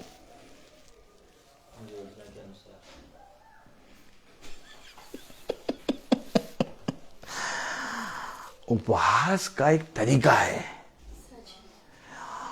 और ये उपवास का तरीका कोई मनुष्य आपको कभी नहीं सिखा सकता। उपवास पिता ने कहा तुम ऐसा रखो जिसका बड़ा प्रतिफल तुम्हें मिले, और वो उपवास 365 दिन, 365 दिन 24 घंटे का उपवास। अब मैं वह बातें नहीं करता जो मैं पहले करता था। तो तुमने उपवास किस चीज का रखा है? आत्मा का। तो तुम्हारा उपवास किस चीज का है? देखो, शरीर का फल अलग है और आत्मा का फल अलग है। आत्मा एक है, उसके फल अलग है, कई हैं। और इसी तरीके से जब तुम आत्मिक उपवास में जाते हो, ये खुदा को भाता है। आमीन आमीन। आत्मिक उपवास कोई नहीं देख पाएगा, शरीर के उपवासों को सब देखेंगे। जब 99 नगर के लोगों ने उपवास रखा तो देखो उनके पीछे एक योजना थी। उन्हें मालूम हो गया था कि अब हम मर जाएंगे, और उस योजना के अंतर्गत उन्होंने आत्मिक अपने जीवन का मन परिवर्तन किया। शरीर के अनुसार उन्होंने भोजन नहीं किया, लेकिन आत्मिक रीति से उन्होंने अपने पापों से पश्चाताप किया। अर्थात उन्होंने प्रभु की इच्छा को जाना। और योना से पिता ने कहा जाके बता दे कि मेरी इच्छा इस नगर को नाश करने की है। मैंने क्या कहा? उनके उपवास के पीछे पिता की इच्छा थी। दाऊद के उपवास के पीछे पिता की योजना थी। किसी भी उपवास को देखो, उसके पीछे पिता की इच्छा है। लेकिन तुम्हारे उपवास के पीछे कोई योजना नहीं।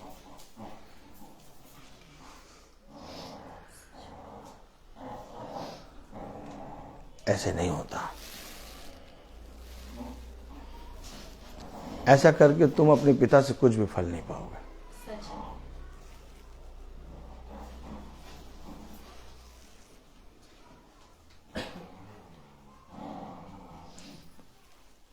देखो, हमेशा याद रखो, पिता ने तुम्हें नाश होने के लिए नहीं बल्कि सर्वदा जीवित रहने के लिए बनाया। इसलिए पिता ने कहा अपने पूरे मनों से फिरो और मेरी ओर दृष्टि करो, तब तुम जीवन पाओगे। इसलिए पिता ने कहा कि जो कोई जीवन की इच्छा रखता है वो मेरे पास आए। इसलिए पिता ने कहा कि मैं तुम्हें ऐसे सोते से पिलाऊंगा कि फिर कभी तुम्हें प्यास ना लगे। इसलिए पिता ने कहा कि जो कोई मूसा की दी हुई रोटी को खाया वो तो मरा, परंतु जो कोई मेरी रोटी को खाएगा वो कभी ना मरेगा। वे कहाँ हैं जो कभी नहीं मरेंगे? वे हैं जिनके साथ दूल्हा हमेशा रहता है। और अगर वे दूल्हे के साथ रहते हैं तो वो दूल्हे के स्वभाव में चलते हैं। हम उपवास क्यों रखते हैं? ताकि हमारा स्वभाव बदले। हम उपवास क्यों रखते हैं? ताकि पिता से वरदान मांगे। हम उपवास क्यों रखते हैं? ताकि हमारी योजनाएं, कल्पनाएं जो हम बिछौने पे जाके सोचते हैं, पिता उपवास रख के हम मांगेंगे, पिता हमारी योजनाओं को पूरा करेगा। आमीन आमीन। लेकिन मुझे बताओ, यदि तुम पिता के साथ रहते हो, पिता तुम्हारे साथ रहता है, तो पिता तुम्हारी कौन सी कल्पनाओं को पूरा नहीं करता? वो तुम्हारी सारी कल्पनाओं को पूरा करता है। इसलिए आज तुम आनंदित हो। आज तुम एक हर्ष, एक बहुत उत्तम अवसर में बैठे हुए हो। वे नहीं बैठते, इसलिए वो एक बड़ा प्रतिफल नहीं पाते। हमेशा याद रखो, जिस मनुष्य का खुदा जीवन बदलता है, उस मनुष्य की बातें, उस मनुष्य का सोच विचार और उपहास, बोलने का तरीका, सब कुछ बदलता है। उस मनुष्य के उपहास संसार के लोगों के जैसे नहीं होते। जाओ और जाकर देखो, जैसे आज ईसाई ने 40 दिन निर्धारित करे और कहा इन 40 दिन में उपवास रखेंगे, वैसे जाति जाति के लोगों के यहाँ दिन निर्धारित है और वे उस दिनों में पूजा और उपवास रखते हैं। जैसे ईसाई के पास एक योजना है कि हम इन 40 दिनों में गीत नहीं सुनेंगे, संगीत नहीं करेंगे, सुनेंगे, मैरिज नहीं होगी और चाहते हैं मीट नहीं खाएंगे, मांस नहीं खाएंगे, वैसे उनके घरों में भी यही योजना है। तो ये आत्माएं कब पहचानोगे? कब पहचानोगे ये आत्माएं? हैं? दाऊद ने कहा जब दिन खत्म होंगे तब जाके मैं भोजन करूंगा। दाऊद ने कहा लाओ भोजन लाओ। यार ये क्या कर रहे हो तुम? हमको तो समझ में नहीं आ रहा यार, ये क्या कर रहे हो? तब जीवित था तो तुमने उपवास रखा, मर गया तो तुम भोजन मांग रहे हो। हेलो, एक आत्मिक जने का चलना अलग होता है। इसीलिए वह लोग जो इस संसार की रीति के अनुसार चलते हैं, वह तुम्हें देखकर तुम्हारे पिता की महिमा करेंगे, क्योंकि वह इन बातों को तुम्हारे जीवन में देखेंगे कि देखें हम तो ऐसे करते हैं, ये क्या करते हैं, क्या कारण है कि ये नहीं कर रहे। और जब वो पूछें तब तुम उन्हें बाइबल से बताओ। बाइबल उपवास रखने की नहीं है कि नहीं? बाइबल बताती है, वचन बताता है कि तुम्हारे उपवास का प्रतिफल डाह, झगड़ा, क्रोध, ईर्ष्या और एक दूसरे की बुराई करना है, वह विचार है। और पिता कैसे उपवास से प्रसन्न? वचन को समझें, हमें ये बात स्मरण रखनी है। लेकिन पिता ने हमसे कहा कि तुम बदल जाओगे और ये मिट्टी में मिलेगी, लेकिन तुम पूरी रीति से एक नई सृष्टि बन जाओगे। लेकिन ये कैसे होगा? जब इस मिट्टी के बर्तन में रहते हुए हम इस मिट्टी के बर्तन को रोज पिता के हाथों में दें। तो अगर ये मिट्टी का बर्तन रोज पिता के हाथ में जाके थपथपाया जाएगा तो इसकी आकृति बदल जाएगी और इसकी आकृति एक बार फिर से खुदा के स्वरूप और उसकी समानता में आ जाएगी। आप समझे नहीं समझे? खुदा ने मनुष्य को उत्पत्ति में लिखा, अपने स्वरूप अपनी समानता में बनाया और उसके स्वरूप और उसकी समानता से मनुष्य गिर गया और उसने पाप कर दिया। लेकिन जब हम अपनी इस मिट्टी के बर्तन को कूटते, मारते और कूट और मार के पिता के वचन में ला के बैठाते हैं और प्रतिदिन पिता के साथ संगति करते हैं, तब मेरे प्यारे भाई बहनों, पिता हमारे इस मिट्टी के बर्तन को एक नई सृष्टि बनाकर, अर्थात वही उसी तरीके से जैसे उसने हमें स्वरूप और अपनी समानता में बनाया, हमें बनाता है। और अगर पिता ने हमें फिर से अपने स्वरूप और अपनी समानता में बना के ठीक कर दिया तो हम नाश नहीं होंगे। अगर हम नाश हो गए तो यीशु मसीह का इस पृथ्वी पर आना व्यर्थ हो जाएगा। यीशु मसीह ने कहा, जो जीते जी मुझ पर विश्वास करता वो कभी नाश ना होगा। आमीन आमीन। एक मसीही का जीवन अलग होता है। एक मसीही हमेशा अपने पिता के लिए तत्पर रहता है। वो अपने जीवन की खुशियों, अपने जीवन की चीजों को नहीं देखता। वो हमेशा अपने खुदा की ओर दृष्टि करता है और उसे निहारता है, और जो उसकी दृष्टि में ठीक और भला है वही करने की कोशिश इस पृथ्वी पर करता है। अगर हम और आप अपने पिता के कहे गए वचन के अनुसार करने में चौकसी करते और वैसे ही करने के लिए तत्पर होते हैं तो आज हम और आप बदल रहे हैं। फिर मेरे मुंह से कभी नहीं निकलेगा कि मैं मिट्टी में मिलूंगा, नहीं। क्यों? क्योंकि मैं देख रहा हूं मेरे जीवन में एक खुदा है, अर्थात यीशु मसीह, जो प्रतिदिन परिश्रम कर रहा है। मैं उसके परिश्रम को व्यर्थ नहीं जाने दूंगा। देखो, जो तुमने परिश्रम खुदा के वचन में करा वो कभी व्यर्थ ना होगा। हमेशा याद रखो, आज जन्मदिन है भाई दीपू का, और इस जन्म के दिन में हमने पिता से क्या सीखा कि जो योजना, जो वाचा पिता ने हमारे जीवन के लिए बांधी है, हम उसकी योजना, उसकी वाचा के अनुसार करने में चौकसी करें। और यही मनुष्य का इस पृथ्वी पर संपूर्ण कर्तव्य है। कोई मनुष्य अपनी समझ का सहारा ना ले, और कोई मनुष्य के वचन पे कान ना लगाए, बल्कि संपूर्ण मन से यहोवा पे भरोसा रख, क्योंकि ऐसा ही करने से तेरे सारे काम सफल होंगे।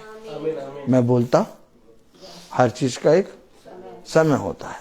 तो आइए हम प्रार्थना में चलेंगे, और मेरा निवेदन है भाई डैनियल से कि वो प्रार्थना में अगुवाई करें। प्रेज द लॉर्ड भाई।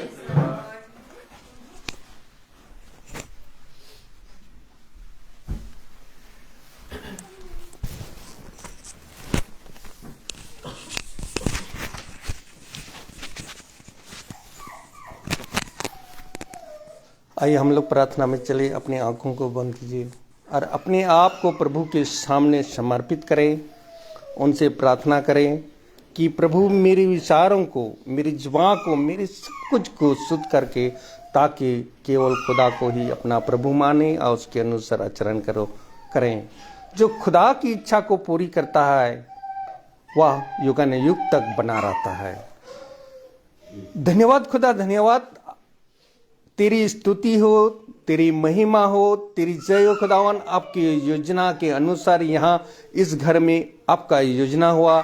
आप इस योजना के अनुसार खुदा आपने हम लोगों को यहाँ एकत्रित किया, इसलिए आपको धन्यवाद देते हैं खुदा। आप भी आपका जो वचन इस घराने में जो बीज बोया गया खुदावन, ताकि इस बीज को ग्रहण करने में सामर्थ्य दीजिए खुदावन। आपका योजना बना हमारा भाई दीपू का जन्मदिन खुदावन, हम लोग हर दिन हम लोग जन्म लेते हैं खुदावन। इसको आपको धन्यवाद देते हैं खुदावन। हमारा भाई दीपू के लिए मैं दुआ करता हूं खुदावन, ताकि उनको बहुतायत से आशीष दीजिए। इस घराने में जितने लोग यहाँ उपस्थित हैं खुदावन, सबको आपका आशीष इस घराने में बरसा के रखे खुदावन, ताकि आपका अनुग्रह, आपका दया इस घर में बने रहे खुदावन। ताकि आपका वचन, जो आज का वचन जो बोया गया खुदावन, ताकि उस वचन को ग्रहण करने की सामर्थ्य दीजिए, ताकि आपका अनुग्रह इस घर में बनाए रखे खुदावन।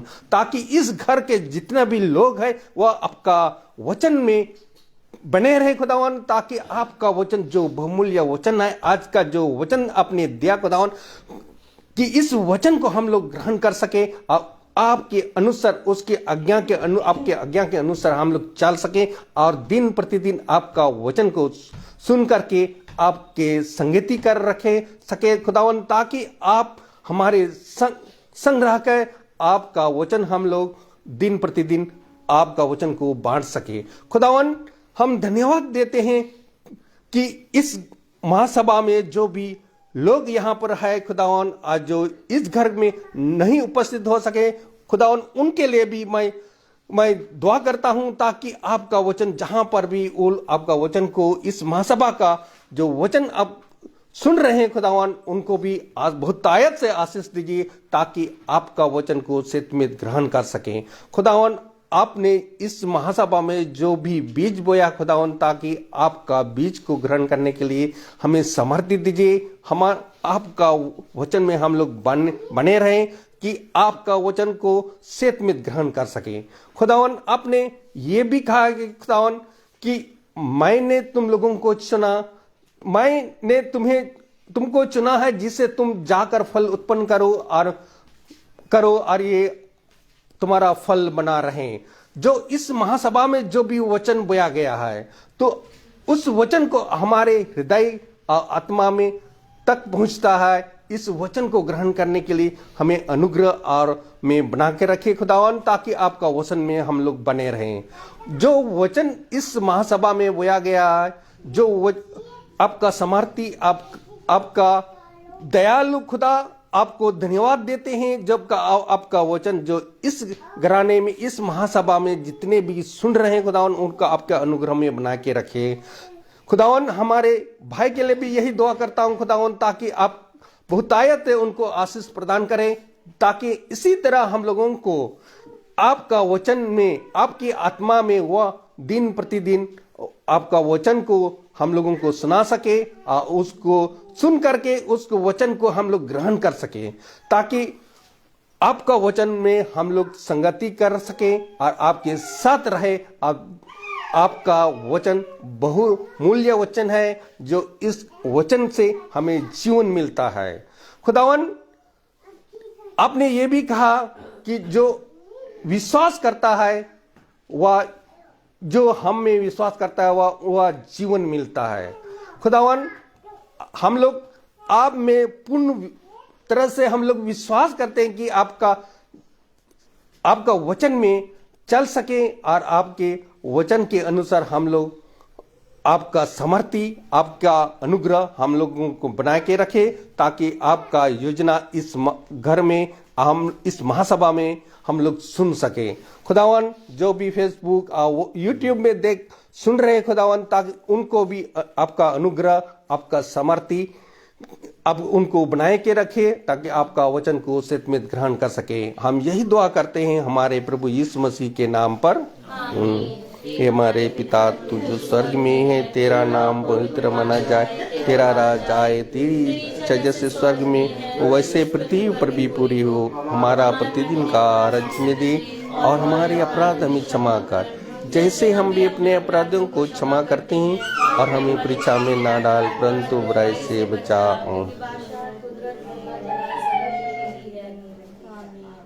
अब हमारे खुदावन यीशु मसीह का फजल, खुदा बाप की मोहब्बत, पाक रूह की रिफाकत और सलामत हमने से हर विश्वासी जन के साथ अब से भी करने में आमीन।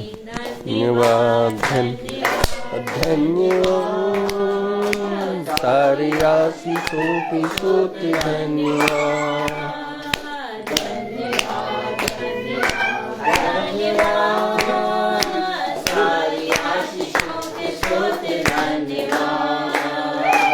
सारी आशीषें आती ऊपर से, हालेलुया। धन्यवाद, धन्यवाद, धन्यवाद, सारी आशीषों की स्तुति धन्यवाद।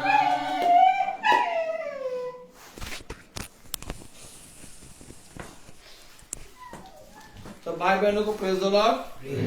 और सबको सूचित किया जाता है कि कल की प्रार्थना शाम को 5 बजे होगी, और वो प्रार्थना हमारे यहाँ होगी। Praise the Lord. कल की प्रार्थना शाम को 5 बजे होगी। Praise the Lord.